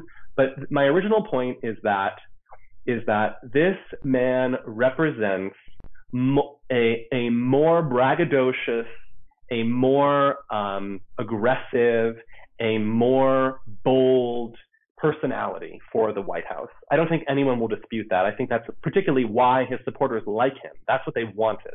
They wanted someone who was going to shake things up. We've seen hundreds, if not more, interviews with Trump supporters who say, I want someone who's going to shake things up, someone who doesn't take any bullshit, right? So as part of that, it requires a certain level of like I said before, kind of brusqueness in your approach. Let's say we forget about the things that he's done in the past. Let's say we forget about the grab him by the pussy comment. We forget about all the stuff. But who cares? I mean, but even who grab him by the pussy? Who fucking cares? No, because it's not even an assault, though. It's not even illegal. It's puritanical shit coming from the left. Listen, I'm not including that in part of this. Yeah, but if it's bad, why is it bad for him to have said that? I still don't understand that. Well, I will explain that to you, Michael, actually, because I think it's also related to Brett Kavanaugh. I think it's related to Brett Kavanaugh. There's zero evidence that Brett Kavanaugh ever affected any woman ever in his entire history. We're not, but again, we're not this is not a trial. We're not talking about convicting these people. This is the court of public opinion. The court of public opinion should have some fucking evidence. Okay, well, no, the nature of the court of public opinion is that it is not evidence-based. But I'm not going to care about the public's opinion that they have formulated with no... I often say to people, like, you haven't respected your argument enough to research it, so why the fuck should I respect it? And the same... But again, yes, but there's a thread here, Michael. I agree with you. I believe that people do not do their own due diligence to research their positions, to find a basis for their opinions. Completely agree. But what was the principle that was wrong with him saying grab him by the pussy? Because what he said is they'll let you. Yes, right. You can do whatever you want. Yes, yeah. Listen. So in the case of Donald Trump and also in the case of Brett Kavanaugh, what I think a lot of people believe, but I'll speak for myself, and I do know people agree, is that when you're talking about people in these extraordinarily public positions of power, the President of the United States is one of, if not the most powerful man in the world. The Supreme Court is certainly the most powerful judicial body in the country. That's the point.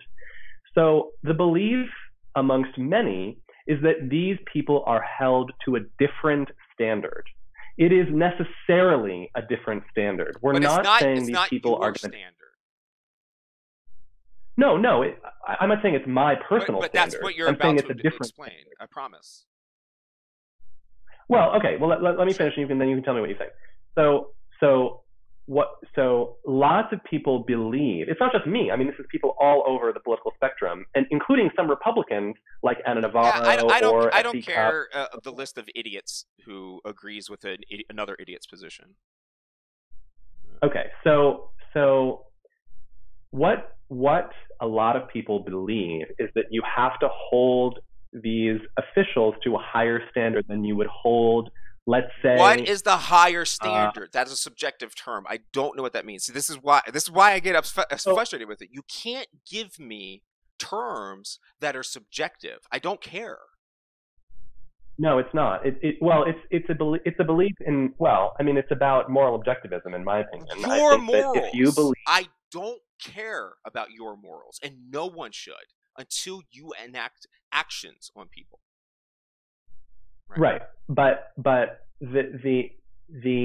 right, because, well, yes, to your point, absolutely. I mean, you shouldn't be criticized for things that you think.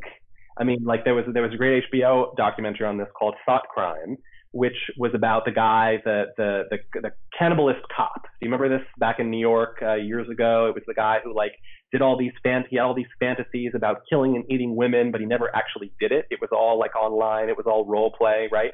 So can we condemn him or convict him of anything just because he never actually killed anyone, he never actually hurt anyone, right? So to your point, yeah, I think you're absolutely right that we can only go on the actions that people take. However, when you're looking at, for example, with Brett Kavanaugh, the point of the Senate hearing is a job interview where people on both sides of the political spectrum can ask the nominee questions and see how they respond to evaluate their fitness. And you're telling me that's what that was? Fuck, dude. Come on. This dude was unqualified by every measurement. He was.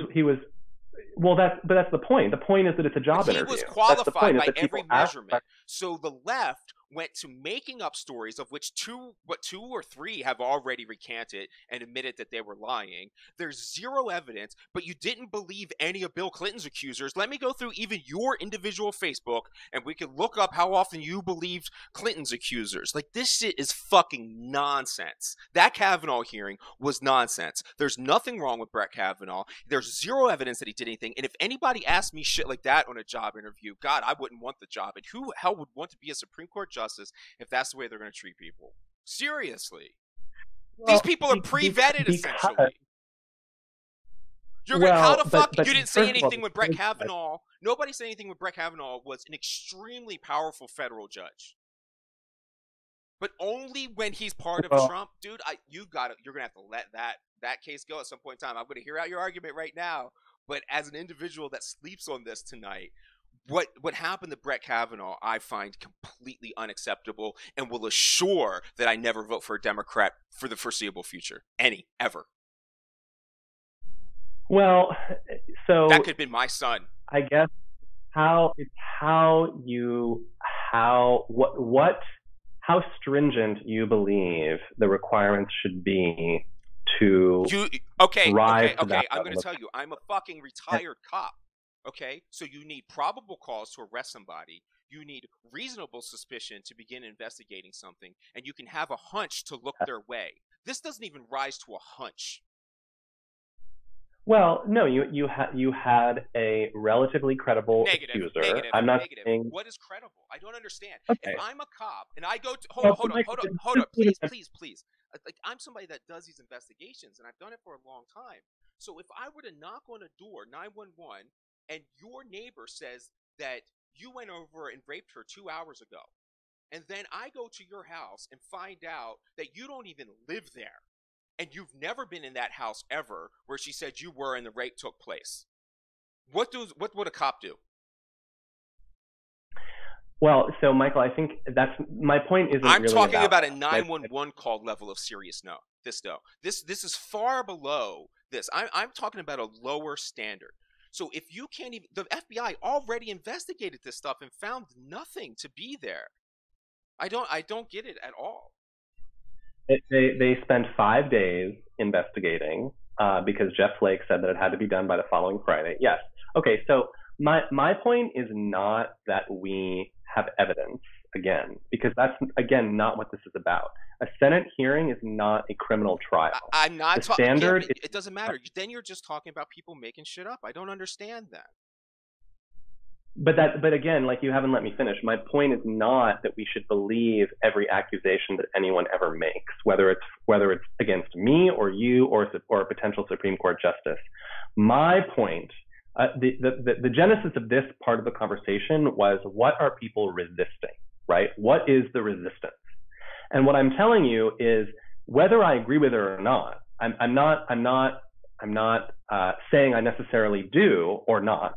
But I'm saying that the fact is that when people feel what people feel they're resisting right now is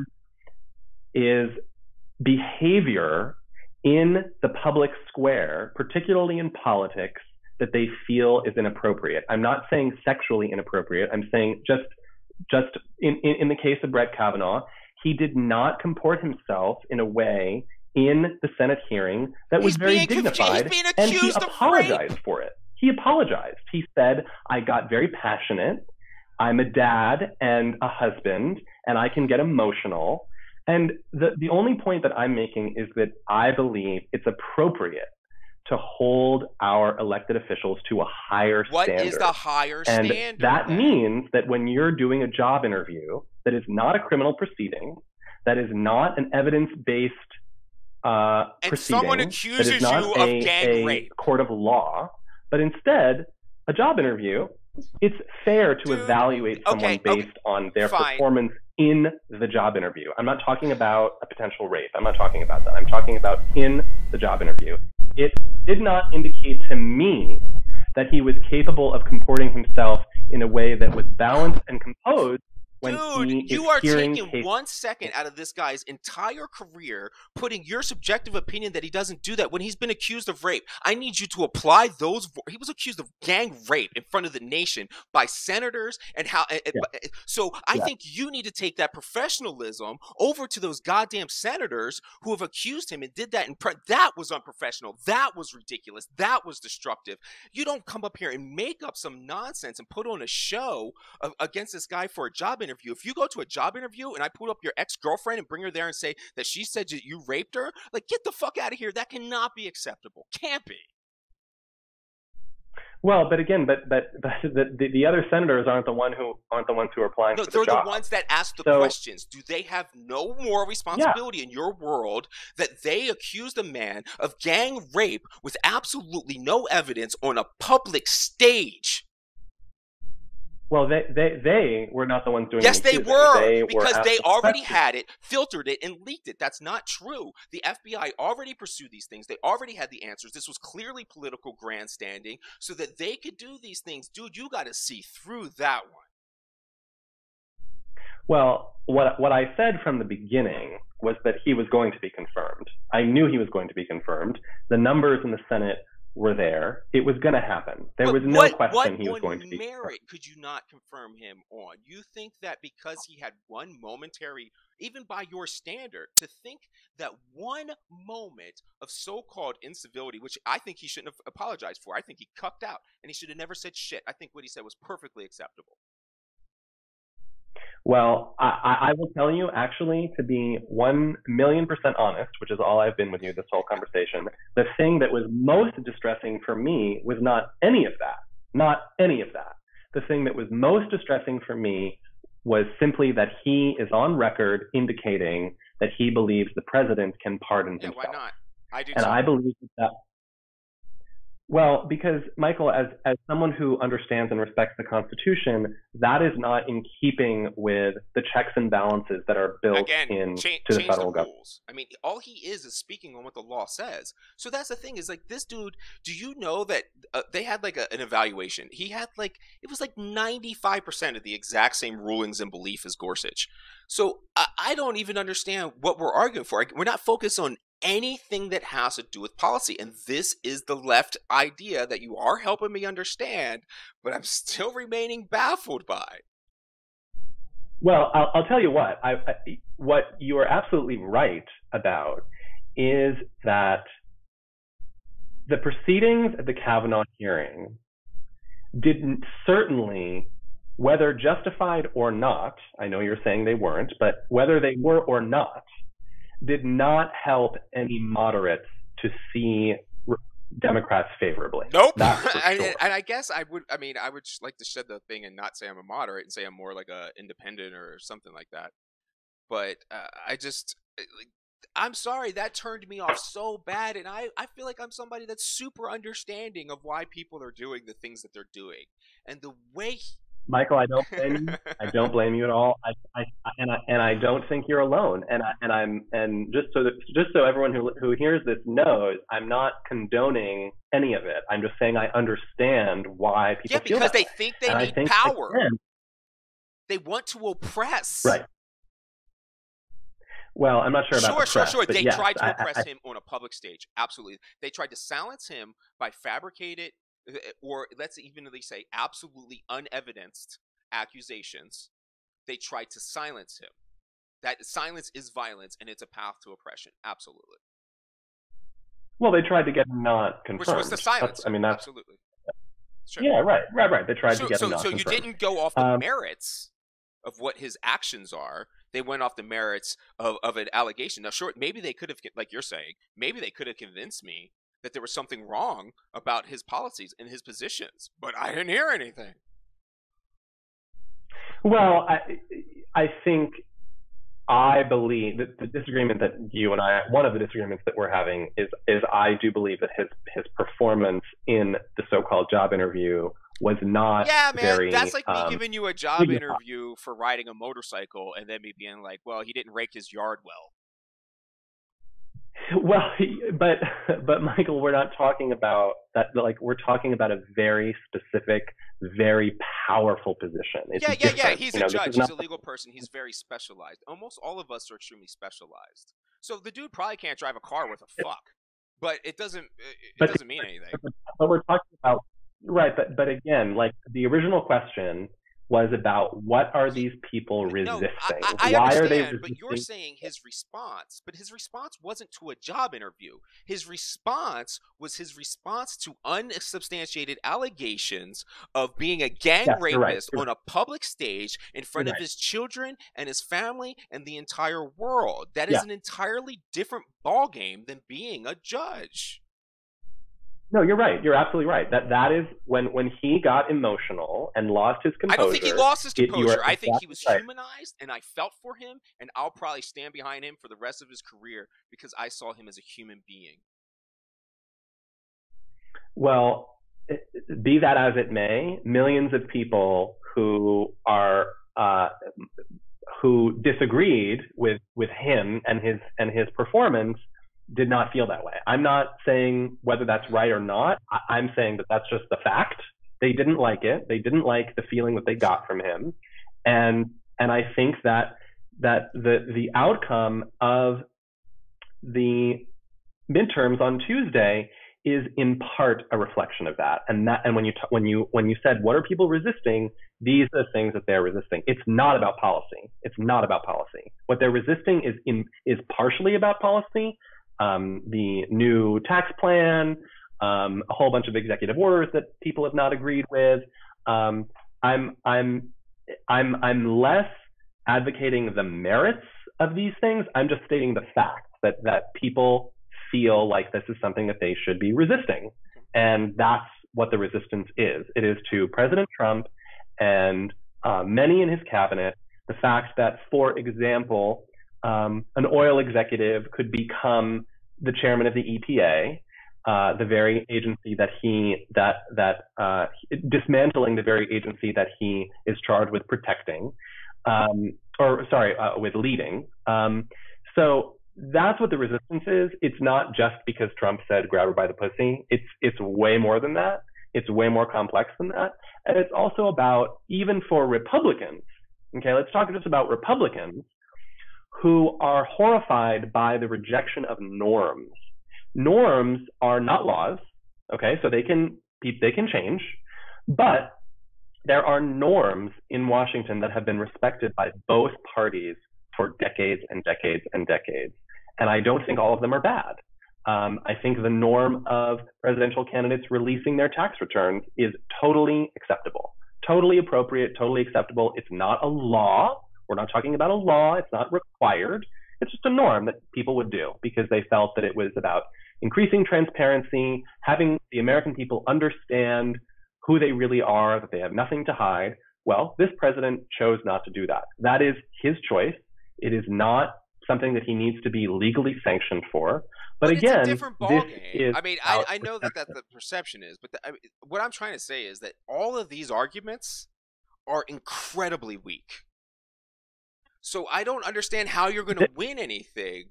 Not you. You know, I'm saying the left. Well, let me tell you, Michael. Let me tell you. Let's say they are. It still doesn't matter. Even unfounded beliefs are beliefs. I mean, I think you're an atheist. Yeah. I am. What I'm saying is it's not winning over the country. You're literally going to lose democratic elections with these positions. Oh, you're right. Oh, you're right. Oh, you're right. Oh, you're absolutely. There's no disagreement there. Absolutely right. Like I said, I'll be the first to criticize the Democrats. And I am a Democrat. I am a registered Democrat, proud to vote Democrat whenever I do. But I do think this is a real problem for the Democrats, is that we have not found a way to unite the country around our message. You got to be principled. If the message is only these people don't act like I think they should, well, that doesn't even work for you and another liberal and another leftist, because they're going to. I mean, I think most right-wing people would definitely call me a leftist. I mean, if you were to draw down my policies, I'm fucking left. And it's like, how am I the enemy of the left because I don't go with this hateful rhetoric? Well, listen, we definitely agree that a lot of what the Democrats have done over the past 2 years, Adrian. And certainly before, in 2016, leading up to the presidential election, we didn't do it right. It was not right. It was not the smartest strategy. In some cases, there was no strategy. And the thing that's missing for me, and I said this earlier, is a real message. What is the message of the Democrats? Of the Republicans, it's Make America Great Again. Even though that was Donald Trump's message, it has been adopted by the larger Republican Party. That's something everyone can understand. They can get behind it. It's rah, rah, rah, MAGA, MAGA, MAGA, red hat. Great. Simple, uniting people, done. The Democrats do not have that. We have not had it for decades. And if we can't find that, it's going to be a real problem for us in 2020. And I'm scared. You know what? It's funny you ask, because a number of my friends, we have tried to come up with this, and it's so hard. And I think one of the reasons it's so hard is because Democrats are so worried about leaving people out. And so, if we leave out this subgroup or this marginalized community, then they won't vote for us. If we leave out this vulnerable community, then they'll think we don't care about them. So the challenge for Democrats is finding a message that is broad enough that everyone can get behind it. It can work for white people. It can work for non-white people. It can work for young and old. It can work for lower class. It can work for middle class. It can work for working class. And that's what's going to get us the White House in 2020.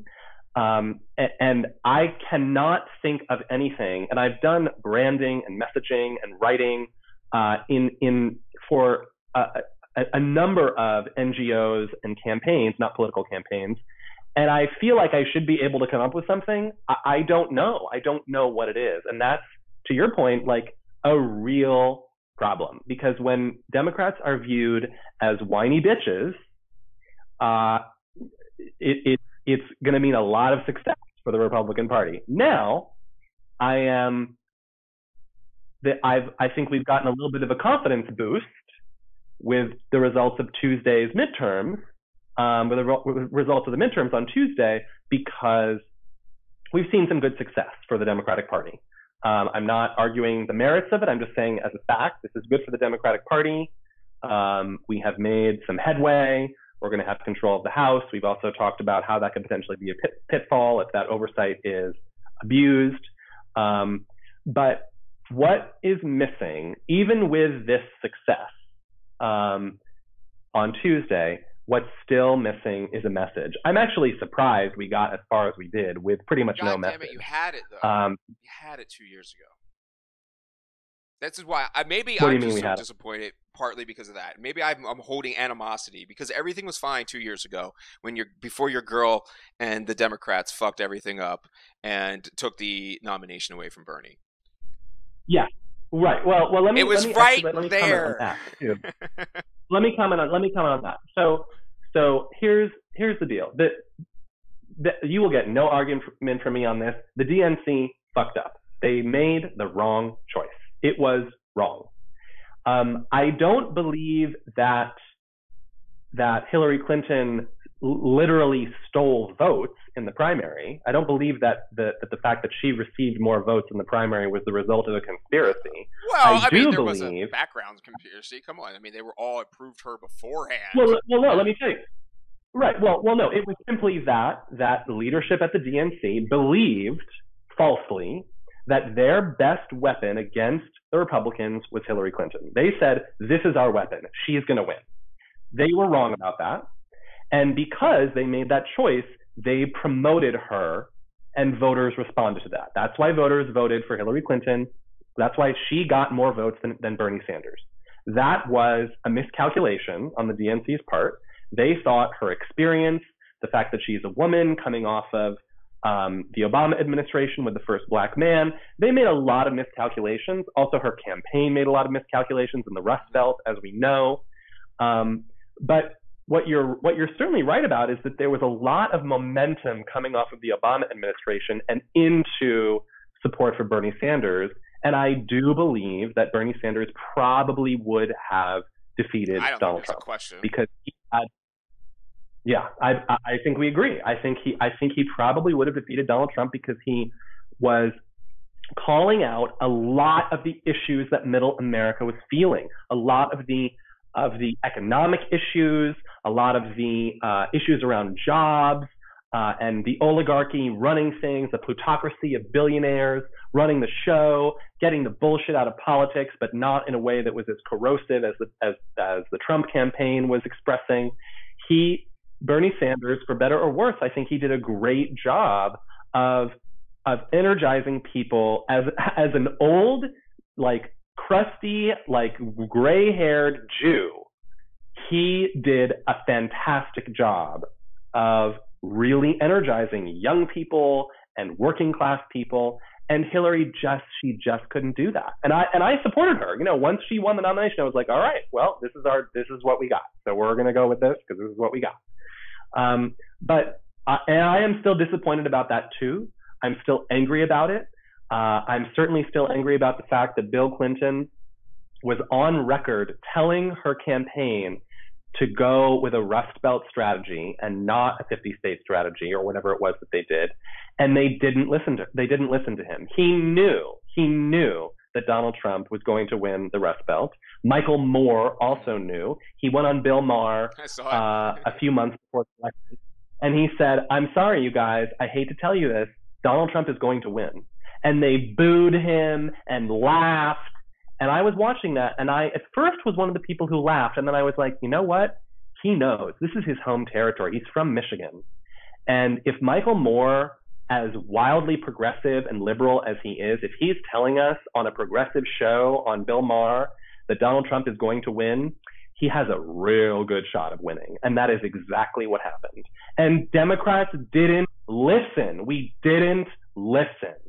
We didn't listen, and it still makes me angry. And we're not talking about, like, you know, we could talk to death about how Hillary Clinton would have been evil and blah, blah, blah, whatever. I'm not talking about that. I'm just talking about someone beating Donald Trump. That's all. And we could have done it. We could have beat Donald Trump, and we fucking blew it. We blew it.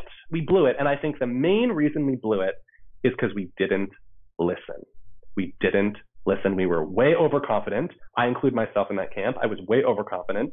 I said, regardless of the polling, I think we got a 3 out of 4 shot at Hillary Clinton winning, which is pretty confident. Like 75% chance that we'll win, pretty confident. That morning I woke up on the election, I was like, I bet we're going to be celebrating tonight. This is going to be great. I'm really excited for it. And sure enough, that was one of the worst nights of my life, because not only was I wrong? Not only was I wrong, I was angry. I was really, really angry for being so wrong and not listening much, much, much sooner. So again, make no mistake, I'm not going to defend the Democratic Party as this bastion of political balance and efficacy, because clearly it's not. And I'm not going to say that everything that happened in the Senate in the Kavanaugh hearings was beneficial for the Democrats, because I don't think it was. Whether we agree with the accuser or not, it doesn't matter. But part of the game that Democrats are not really good at playing is, unfortunately, playing to the middle, and that's really what wins elections, is playing to the middle. And I'm not saying that that's what I would do. I'm not saying that that's the way that I think it should be. That's just the fact. That's the fact, and that's what Bernie Sanders did really well. And by the way, let's not forget, that's what Barack Obama did really well. His landslide victory in 2008 is a clear testament to that. Yeah, I was performing security for it. I don't need to hear any more about it. It was so packed. It was crazy. Crazy. And he won. I mean, just look at the electoral vote. He won in a landslide in 2008. Landslide. And that's because he had a message of unity, and he talked to the middle. He brought in the middle as a black man with a black wife and 2 black daughters. He did it very, very, very, very, very well. And the Democrats got overconfident after that. We thought, oh, yeah, great. We're making progress. Let's get a woman in there. Let's focus on minorities. Let's talk about minorities and vulnerable communities. Let's do all of that. Unfortunately, it's not time for that yet. And this is what I talk about when I tell people, listen, in order to protect vulnerable communities, we have to win elections first. And if we're not playing to the middle and playing to the broadest set of the population, we're not going to win elections, and therefore we're not going to have power to protect people and to make change. And a lot of Democrats don't want to hear that, because they say, oh, I don't want milquetoast anymore. I don't want boring. I don't want neoliberals. I don't want this. I don't want that. And I'm like, all right, well, progress is incremental. And that's another thing that I think a lot of people fail to realize. None of this is going to change overnight. It's all going to be incremental, and we have to be willing to play the long game. And I think that another failing of the Democrats is this mistaken belief that we can transform everything overnight or in one election. And that if we don't, that we just have to stop. But that, of course, is bullshit. And that's why, despite being disheartened by the 2016 election, obviously, as I just ranted and raved about, that we have a lot of work to do. And I think that we have a chance at taking back the White House in 2020, but it's a huge uphill battle, and I think it's more likely that the president will be reelected. Well, good. I'm glad you think he'll be reelected, because I think he will be too. I don't think it's even going to be close. But you made good points there, and I think maybe I have fallen down the same path, whereas I had a belief that there was a wave right around Bernie of just, I guess, social progress, possibility, belief. And I really thought that was real. I thought we could have made dramatic changes that weren't pragmatic. And everybody was saying, oh, you can't do that. You got to be pragmatic. Well, yeah, 2 years later, I'll step back and say, yeah, I was wrong. Yeah, got to be pragmatic, it seems. So, yeah, I mean, there's certain legitimacy to that. What I was hoping we could do real quick is go over these last questions, because we already have 2 hours worth of podcast to give some people. We already have 2 hour-long episodes. And then, if you want to go and dig into some of these issues later, we can, but I bet we'll have new ones that come up that you find before then. So let's go into the shooting at Thousand Oaks, California. And, this is, again, another incident of something that's entirely predictable, that is going to continue to repeat at the same rate that it's repeating at, and will continue to go to, because we don't do shit all about it. So your first question was, is the mental health excuse valid or overused? Well, for one, I don't know. I didn't see any evidence that this guy was actually a mental health issue, but I think it's not a valid excuse, and I think it's highly overused and misses the point entirely.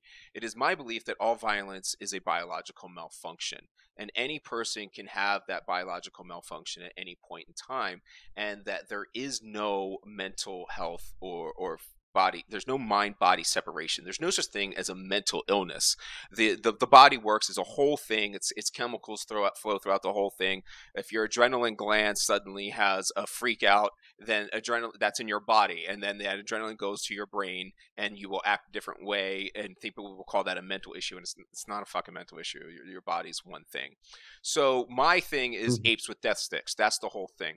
I don't care that a gun is an inanimate object. The whole purpose is not, we're not talking about guns sitting there inanimmately. We're talking about people with guns, apes with death sticks, and apes with death sticks will act like apes with death sticks. Now, we can't stop the apes from being the apes.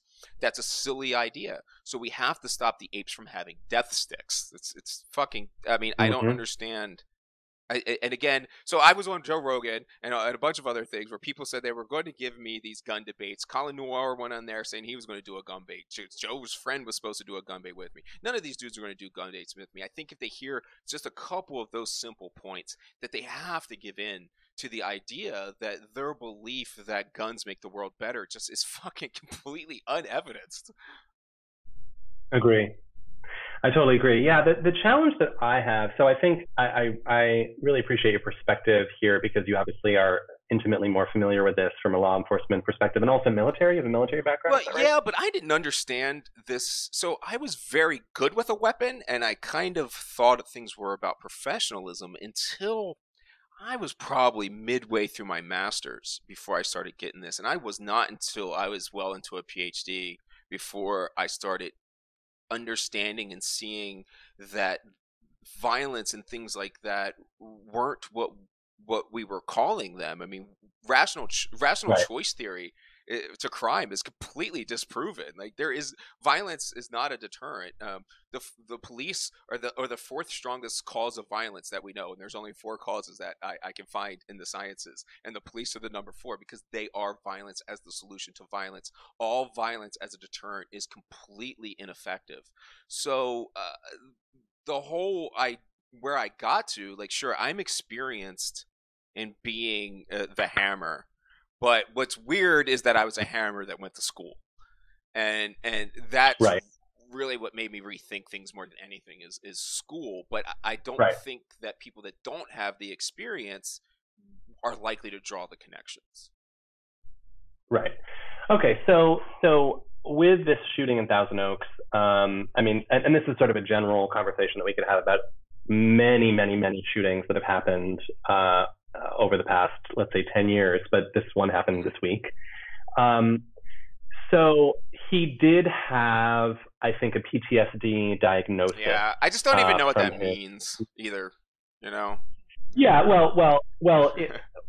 regardless of that, there was at least one psychiatrist who determined, based on the DSM, that he had PTSD. So I fine. Do you know what it was? He had PTSD. Do you know what it was from, though? I just don't know. It was from combat. He was in combat. Yeah. So and that's accepted. I mean, so my question, I guess, and this is something that I have raised a number of times after many shootings. The rhetoric that I often see is advocating for mental health services above all else. And I think you agree, because you just said earlier, I think it's such a fucking cop-out, because what it assumes is that only mentally ill people will blow away a school or a bar or whatever, and that mental illness is a prerequisite for any of these mass assaults or mass murders or mass shootings. And I think that is a way for the NRA set to deflect responsibility from actual gun reform. Because, like you said, yes, humans kill people kill people, but the gun really helps, like, a lot. It makes it real easy to kill a lot of people at once. And that's not what we're addressing. And it's interesting, because I think that my position there is a little bit at odds with the fact that I do believe that we don't have enough of a conversation about mental health broadly. I'm not talking about violence. I'm just saying mental health broadly. Now, as we move into a more modern society and learn more about medicine, about the human mind, we are also learning that there's a lot of shit that can go wrong. And certainly 100 years ago or 1,000 years ago, we either had different explanations that we now know are wrong, or we ignored things and people suffered. Well, now we're trying not to do that. And I do believe that there isn't enough of a mental health conversation. There's a lot of stigma around mental health issues, particularly for veterans. And I think that when we blame mental health for these kinds of shootings, it is a way to avoid the elephant in the room, which is that we're not addressing gun reform. And how do we do that? How do we change the conversation when we're also dealing with the lobby of the NRA? When we've had common sense gun reforms that had been proposed in Congress, the Manchin-Toomey Amendment, which failed in Congress despite having 92% support from the American population. This is, universal background checks, I think assault weapons, pretty simple stuff, not taking anybody's guns away. And we're not doing that. And I also don't have a lot of confidence that that's going to happen anytime soon, because again, this is a constitutional issue. And I think that the constitutionalists and the fundamentalists and the conservatives, and certainly the gun people, hold very tightly to the Second Amendment and say, well, it's right there in the Constitution, it's my right. Well, yes, it is. Number one, I think the Constitution needs a page one rewrite. But even if that were not the case, let's just talk about the Second Amendment. It was very different. Times were very different. Gun technology was very different when it was written in 1787. So that's the conversation we're not having. And can it be about mental health too? Yes. But until we address how people have access to guns legally and illegally, because his gun was legal, it was legally registered to him, but then he had like a mag that was illegal or something, I don't know. How do we do this? And how do we do this with a deeply, deeply polarized political climate where we have two sides that absolutely cannot agree on how to approach this issue, and in the meantime, a lot of people are dying and suffering. Yeah, I mean, obviously, I've had a lot of conversations that are safety around gun, and would be the biggest area where I would be most adamantly against the Republican Party. But I would be probably just as much against the Democratic Party when it comes to this, because they missed the ball game playing this power, or I think they're obsessed with being the oppressors and saying, no, you will not have your gun, when there are so many other ways to incentivize and disincentivize this to a way that's more beneficial. For one, the thing is the assault weapons ban. It's kind of retarded. Yeah, I'm not supposed to use the retarded word anymore, but I'm so tired of playing the word games. It's completely retarded to go after the assault weapons.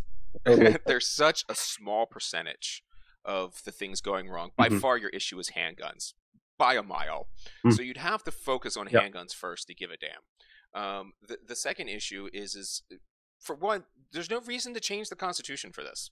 That way is extremely difficult and is obviously going to get a lot of pushback. So you can do certain things like it's often treated as a joke because Chris Rock said it, but literally it doesn't say anything about ammunition. For one, and the second issue is, my argument is to stop the manufacturing of weapons, handguns, and assault. Anything that's not bolt action. So I think you should be able to have as many shotguns as you want to protect your home, because that's where the Constitution got messed up. Do you have a right to self-defense? Yes. And the best weapon for self-defense is a shotgun. I mean, I guess that's subjective because I'm saying best, but I would just love to hear somebody that's remotely familiar with guns try to dispute that. So do you have a right to hunt animals? I think so, without a doubt. But if you're a good hunter, a bolt-action rifle is perfectly sufficient. And if you can't hunt with a bolt-action rifle, you shouldn't be calling yourself a hunter. So those two things are settled. I would think that if we were to restructure the Constitution, it would be that you would have those rights clearly guaranteed, and the other ones obviously overturned when it comes to handguns, concealable weapons, things like that. Because if your idea is to face the government, you don't need concealed weapons.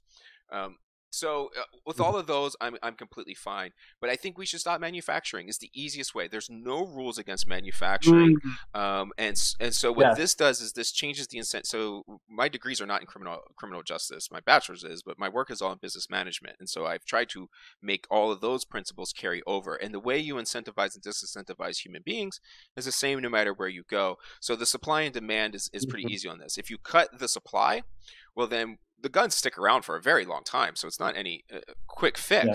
But what happens is those guns become more valuable because their supply is dropped. So a handgun on the street right now that's a piece of junk is like maybe $100, $200. But if that thing becomes that they won't make any of those anymore again, well, suddenly people with a lot of money and stuff want them, and they just want to collect them, and they want to have them up there as a museum piece, and they become much more valuable. So the less of them we have, the more they become valuable as an investment piece versus a weapon you would actually use on the street to settle an issue. Well, I have never thought of that. That is very enlightening, Michael, because I think that makes perfect sense. Somehow limiting manufacturing is a great place to start. Do you think that there is a pathway to federally limiting gun manufacturing within the next, let's say, 50 years? And what 50? Would that be? I think so, absolutely. I certainly, and just, I know you're disagree with me, but I would not be surprised to see something like that happen towards the end of Trump's second term. I think towards the end of the first term, you're going to see something where he does something about cannabis, and that's because just to be clear, I will not disagree with you that Trump might be reelected. I will be surprised if he's not reelected. I don't want him to be. But you're suggesting that you think the Trump administration will propose limitations on gun manufacturing at the end of his second term? I don't know why you couldn't use an executive order to do that. Maybe you can't, but I mean, the way the executive orders are now, they're pretty much fiats. So I would imagine he could do it that way, or he could just use his podium to kind of say that at the end. I think he wants to go down. People get upset because they think he's a populist and he wants to just do whatever people want. But you made an argument for democracy, but that's populism. And if he wants to appeal to the populace like that, then I think he will end up doing good things. And I think he wants to go down as being someone that bucked the system, as somebody that was truly for the people. He's essentially a class traitor. And I think a couple of big things that can go down. For one, if he accomplishes North Korea, that's going to be one belt. He's going to get a peace prize for that if that's over. So if he has a peace prize under his belt and cannabis legalization, I think the cannabis legalization comes because that's a shoo-in to a second term. And if he were to do that, he's going to get 30% of the black population. Gets 30% of the black population, chalk it up. You don't have a chance. So I think he'll do something like that. And then to go down in history, you wouldn't have to. You could put something like that as a possibility. So one thing that is tough for people, especially Americans, to accept is, and I find it humorous when they're calling Trump a dictator, because throughout history, the only way a bad government has ever had power returned to the people is through a benevolent dictator. So if he is the dictator and he's benevolent, it's exactly what you want. I think the disagreement would arise in whether or not he's benevolent. Sure. I think that without question. I think that he has indicated a lot. He and his family have indicated they are interested in their own personal gain through the office of the White House. But to your earlier point, I think the challenge with limiting. So, for example, let's say in this hypothetical world where the Trump administration proposes an executive order, they issue an executive order limiting gun manufacturing. That would, of course, result in lawsuits from the NRA and from the gun manufacturers themselves. It would most certainly elevate to the Supreme Court. And then we have a conservative Supreme Court I wish you'd frame it differently. that is You have a decided. constitutionalist Supreme Court. Okay, well, let's not even say what kind of Supreme Court it is. Just a Supreme Court. You have a Supreme Court that is deciding if an executive order that limits gun manufacturing and domestic gun manufacturing is constitutional, because ultimately that's what the Supreme Court's job is to decide constitutionality. And is it possible that any Supreme Court could decide that it was constitutional to limit the domestic manufacturing of something that is indirectly guaranteed? I just mean right to bear arms, not necessarily right to bear domestic arms, but just right to bear arms. That is guaranteed by the Constitution. I don't know if that's going to be the pathway to limit domestic manufacturing. Certainly, that would be great, but also consider that in your scenario of Trump proposing federal legalization of marijuana and also a limitation on gun manufacturing, certainly he'll pick up a bunch of supporters, like you offered it as an example, the black vote if he were to legalize marijuana. But think about who he'll lose. Or will he lose anyone? Will he lose people? I mean, I'm thinking of evangelical Christians. I'm thinking of fundamentalists. I'm thinking of really hard right conservatives that think that marijuana is like a demonic evil drug. So I think it's a trade-off there, because I don't think he would just get net additional supporters. I think he'd be losing some as well. Do I think it's possible that he could do something like that? Yeah, maybe. I think that he's a little bit too beholden to the Republican Party to do that, certainly right now. But if he was reelected, who knows? Yeah, I think you would have the Supreme Court battle that way, but I still think it won't hold up. We've banned other manufacturing things when they've been deemed harmful. So I think another big thing, if a party could do it, would be to overturn the CDC's ban on treating guns as a public health issue, which obviously they are. So yes, maybe more data allows you to win the argument more by allowing the CDC to investigate it. But yes. I think at some point in time, within 50 years, something has to break. So one thing that I have said, though, is if you end the drug war, we may be having a different conversation on guns. It sounds bad, but if the mass shootings were all we had, it really wouldn't be a big deal from a statistical standpoint from somebody like me that comes from that perspective.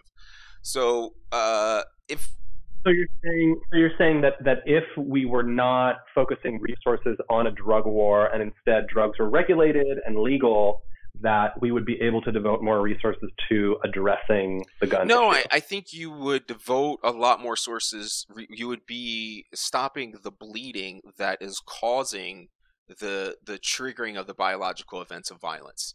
So the drug war is a major contributor to. There are 3 causes of violence. This is my research. This is my hypothesis. Nowhere else where you find even any causes to go. This is the work that I do. So the first one, the biggest issue, is environmental poisoning, most prominently led by lead poisoning. So you have people that are lead poisoned who end up with a gun, and then they have they're more prone to the biological malfunction. And then so you have that. So the drug war is definitely a part of these neighborhoods not having their environmental concerns addressed, because we have resources devoted to that. So we would have resources freed up to fight lead poisoning like New York City did. New York City fought lead poisoning better than any city in the nation, and they have the lowest crime rate of any city in the nation. It's absolutely no surprise. The second thing is local instabilities, or this second strongest is actually income inequality. So it's the not having the middle class. So you see places like Chicago and Baltimore having this contribute higher because there's very little middle class there, and you just have the very rich standing right in front of the very poor, and that obviously has some kind of an animosity. Poverty is not correlated to violence. That's a misnomer at all. There's plenty of entirely poor communities that commit no violence. The third thing is local instability. So you're talking about not having infrastructure in a city, not having access to water, your father being in prison, a fatherless home, different things like that that can compound on somebody, and then the fourth thing is the actual police themselves. So those are the four things that cause violence. And if you're not fighting those four things, you're not fighting violence. Obviously, nowhere in this country is any government fighting those four things that actually cause violence. So if we stop the things that cause violence, the guns actually wouldn't be an issue. So if you get to there is a certain point where the apes with death sticks do become more acceptable if the apes are better. So I think it's more realistic to go after the death sticks, but there are some changes that I think could really change my paradigm and my argument dramatically. Yeah, I agree. I saw a great tweet. I think it was, if your child hits another child with a stick, do you give everybody? I never thought of that. Do you give everybody sticks? Do you give a stick to the teacher, or take away the stick? And it's so obvious, right? it's so obvious, and we are not the same as Australia, and I'm not saying we're the same as Australia, but the program in Australia to buy back weapons and the resultant decrease in violent crime is an analog. I think that's something that we should be really looking at, despite the political differences between our countries. I think it does make sense for us to consider that. Do I think that we should take away everyone's guns as a first step? No, absolutely not. It would not work. But neither did they. They just convinced people. There was no force. Yeah, exactly right. I think that your perspective, which had never occurred to me, that I think is brilliant, is to start with manufacturing and address it that way over time. I think that's very, very smart. I think that's something that certainly is achievable within the next 50 years. I'll be in my 80s at that point, and I could see that happening. Progress. Yeah, and I think slow progress is okay. I mean, that's another thing that I get a lot of flack for from my progressive friends, is they say, okay, well, we can't keep doing it the way that it is. The status quo isn't working, blah, blah, blah. Well, I'm talking about the status quo, but I think incremental progress is better than no progress at all. And I think people across the political spectrum would feel that way, whatever progress they feel for their particular ideals. Making incremental progress is better than doing nothing. So I think that's also the conversation around guns, is that nobody wants to make incremental progress, certainly not the NRA. So we don't have these kinds of conversations about how we can do small things to address the scourge of guns in this country. And then when the Manchin-Toomey Amendment was proposed and died in Congress, that was a small incremental step, but it didn't fucking pass because we lost the Senate in 2014 and all that. I think whatever it is, the next step, however long it takes, it's going to be a small one. But I do think that in time, that through the awakening and enlightenment of this country, which is still pretty young, I do think that something like what happened in Australia could happen maybe within the next 100 years, maybe sooner, because the youngest generation right now is really sick of it, because these are the kids that are, I don't know if this has happened at your daughter's school, but where they do the drills, where if there's an intruder, I mean, I remember doing it. I was in high school from 1998 to 2002. This was around the era of Columbine in Colorado. And towards the end of my time in high school, I graduated in 2002, we were doing the intruder drills, and there was a special tone, and we had to go up against the wall in the classroom, and it was a whole protocol. And this was horrifying to us in 2001, 2002. And this has just happened more and more and more, and permeated more and more and more and more and more schools. And these kids are fucking sick of it. They think it's crazy. They also know that it's not normal. They know that it's not like being at war and getting under your desk in case there's a bombing. Well, war is war. This is like not a war. I mean, it's a kind of war, but it's not an organized political war. Yeah, this is self-inflicted. And And there just isn't, I will say, I have to give the Democrats credit. And I do also have to say, you are free to disagree with this, but the first American politician on the international stage to say live on television, we need to stand up against the gun lobby and we need to stand up against the NRA, was Hillary Clinton in 2016. And I do think that kind of attitude needs to be adopted more by Democrats, which will not do any favors for bringing gun supporters to their side. But I think that there are enough people like you and I that want common sense gun reform who are maybe more moderate that would be inspired by that. And that's a message that I'm not hearing from the left because they're scared that it will be isolating and will scare off the NRA people. But I guess I don't really have data to point to this, but I don't think that is enough of a population or certainly a voting bloc that if the Democrats were more aggressive about gun control, I think it would do a lot more to help the message of the party by saying, no, fuck that. We don't care if you're afraid that we're going to take away your guns. We're not going to take away your fucking guns, but we don't want you to get fucking blown away by someone or your kids to get blown away in school. So we're going to take some steps to make sure that your kids don't get fucking blown away. And that I'm not seeing. But we did see it when, again, I'm going back to this the third time, pardon me for being a broken record, the Manchin-Toomey Amendment, which was universal background checks and all that, but of course it died in Congress. So it's certainly it is as with many things for the Democrats, it is an opportunity for some really clear messaging, and I hope that the Democrats don't blow it again. And I did appreciate that Hillary Clinton was very candid about it in 2016 when she said that, and it was very inspiring to a lot of people. Now, not enough, as we know, because she didn't win, but that is a message that I think she was right about, and I do think we need more of that. Yeah, I mean, I can't argue with that.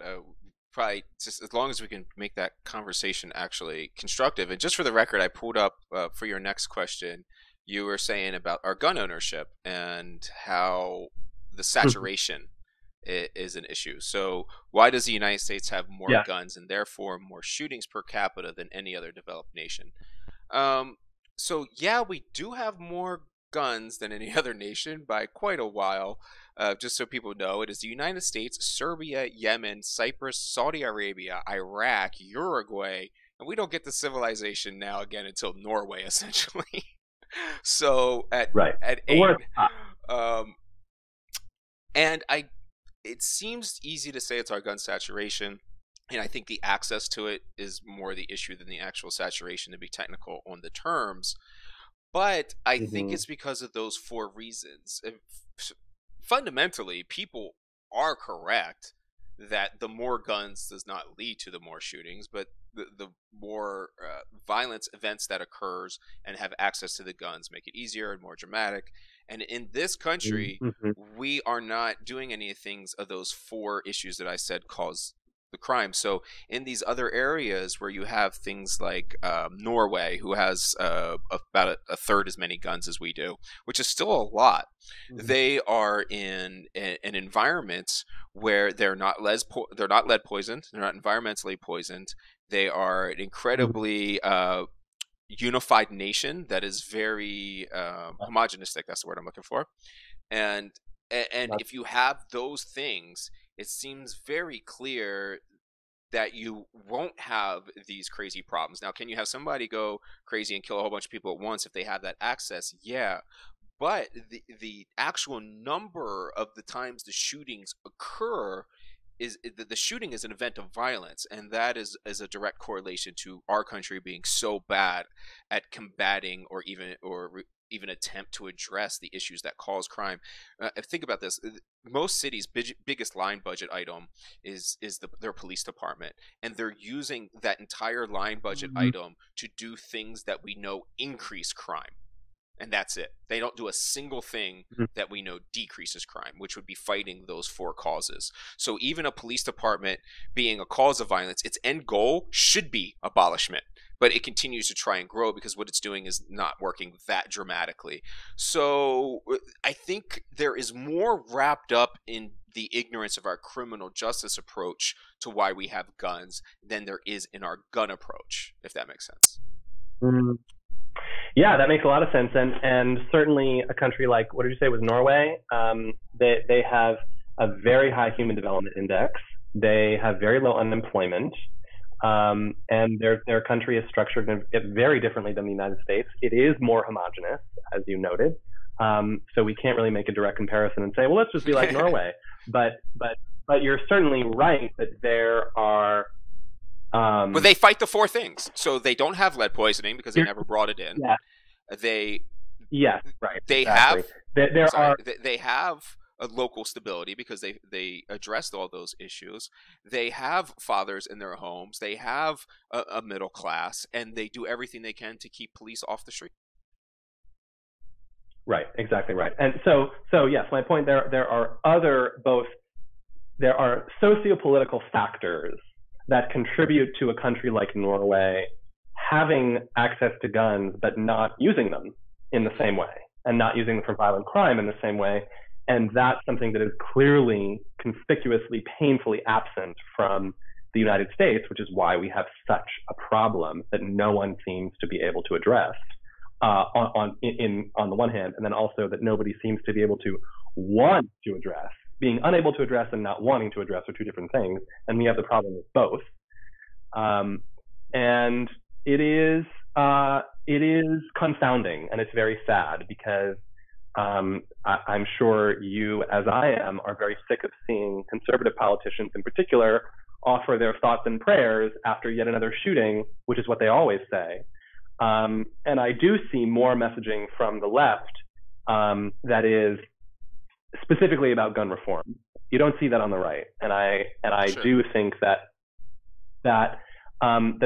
is because the Democrats have an opportunity there, like I said before, to message gun violence more specifically and eloquently, and package that as part of their platform rather than being afraid of it, because I think they are very afraid of it. Oh, Obama's going to take away our guns. The black guy is going to take away our guns, which of course is ridiculous when gun sales went up during his presidency because people thought that they were going to be taken away, so they had to buy them. So I do hope that the Democrats seize on that opportunity in 2020, because we know there are going to be dozens more shootings between now and 2020. It's not going to get better. And I do think also, it's funny because I haven't brought this up, but I think this is related to so many of the issues we've talked about today, is that when this generation, the oldest generation of leaders, so I'm talking about people like the baby boomer generation that is essentially running the show now in Washington, in our state houses, in most areas of American politics, it's people generally age 50 and up that are running the show. In particular, when people like the 70 and 80-year-olds who are running the show now, when they die, that's really going to change the tenor of the American political landscape. When you see people like Alexandria Ocasio-Cortez in New York, she's 29. We're going to see more of that, whether you like it or not. We're going to see more young people that get into politics, more young people that say, fuck this, I don't want these old people running the show, on the left and the right. This is on all sides. We're going to see more young people. And I do think that will create more fertile ground for the kind of change that you're talking about, such as limiting, if it doesn't happen during the Trump administration and instead it takes decades, I do think it's going to be younger politicians that are going to make it happen because they have grown up with this. And I think that's also a win that we talked about earlier for the Democrats with the midterms on Tuesday, because I do think that the electorate feels that the representatives that they're sending to the House in January are more reflective of their own values and their own experience, whether it's Somalians in Minnesota or Native Americans in Arizona, I think it was. So that I think is progress, and I think that there's a balance where you can talk about representation rather than difference, and it's not about othering and saying we're all different and that's okay. It's instead about saying we represent the like our representatives really represent us, and that inspires us, and that makes us feel more politically engaged and more politically have more political agency. And I think that's good for all groups: white, black, Asian, young, old, gay, straight. Any group is going to be more politically engaged and more politically active if they feel like they have an actual representative. And I think that we made an incremental step towards that on Tuesday. Yeah, I certainly can't argue with that either. I used to say it more often, but I can't help but to empathize and agree with your statements about these damn baby boomers. I used to always just be like, God, would you just get out of my way? Like, why are you still in that position? You're 80, retire, go home. Yeah, totally agree. Yeah, I think that's good. Mitch McConnell. This has been great. Let's save our Constitution argument for the next time. That way we can be a little bit more prepared. There was something you told me I was wrong about that I researched and I was wrong about, but I didn't point it out on here. I actually had this on YouTube streaming, so I put it on the chat just so people would know. Not a lot of chat, but anyway. God, what did you say? I want to just address it here before I forget. We said something about the it was the three presidents who had somebody appointed in their last term. So there was 3 that had somebody in their last year. It was Lyndon Johnson was the last one, and 2 of the 3 did go in. So historically, there was precedent. There's certainly precedent, but what I think gets left out and is there were so many opportunities for people to do it, but they didn't because they let it move on to the next one. But you're right, the ones that it came up with and they actually submitted somebody. It was 2 or 3 did get through. 1 of the third they decided to just push it on to the next, but there was some kind of like extenuating circumstances to that. Right. Well, good. Now we know. So again, you win that point. So I just wanted to make sure we pointed that out. Thank you. Yeah, this is great. Thank you, Michael. I think it's really important for these kinds of conversations to happen. I think there's a lot of overlap in our beliefs and our positions. I think there's also a lot of things that we strongly disagree about. I think that's okay. I think it's about finding that common ground.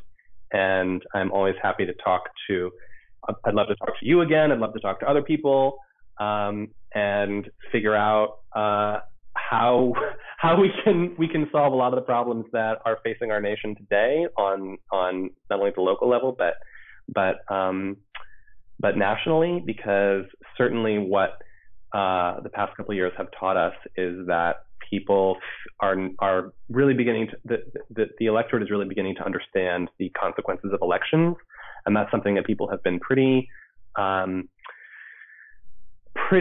apathetic about for a while. And I certainly appreciate the moving away from apathy and people becoming more engaged. And I know we agree that a lot of people who vote are stupid, but when you get more people overall voting, you get some smart people in there too. So that's why I just want an overall increase in participation. I think that will end up setting us up for moving towards a more perfect union and evolving in a way that considers the desires and the visions for prosperity that include the widest number of Americans. Yeah, I agree with that philosophy. I'm definitely concerned about with the seas that lift all boats and as much as possible, and equally as much as possible. So but I think it says a lot about you and your character to come on here and talk to me. It's definitely more rare on the left to have somebody come and argue with the left, because I am the left. I am just a very self-critical wing of the left that cares about my policies getting through and not who does it. So I'm going to challenge everyone that is willing to face it, and there aren't a lot of people willing to face it. And the idea that you're willing to engage with me and try to bust our bubbles, and I think you're helping me bust some of mine. There's definitely probably 5 points here or so you've made that have kind of pulled me back in and kind of helped me be reorientated from my aggressiveness towards the Democratic Party, from where I think really let us down, and my side that is definitely doesn't have the problems with President Trump that a lot of people do, because I think that's because I'm so obsessed with policy, and I just think this dude can be convinced to do the right policy, and I think he's a hell of a lot smarter than people give him credit for, and I think that bullshit 6th grade language is what got him elected. The American reading average is 6th grade level, and when people say he's communicating poorly, I like to point out he's communicating poorly to you. He is communicating very effectively towards a lot of other people, and if we could express enough humility and empathy to understand those perspectives, I think we'll have some clues to that unity you were talking about. Yes. Good. That's a great note to end. Thank you, all right, brother. Michael. It was wonderful talking to you. I can't wait to do it again, and I'll put all this up and send it to you as soon as I can. Great. Thanks, Michael. Talk soon. Okay, bye-bye.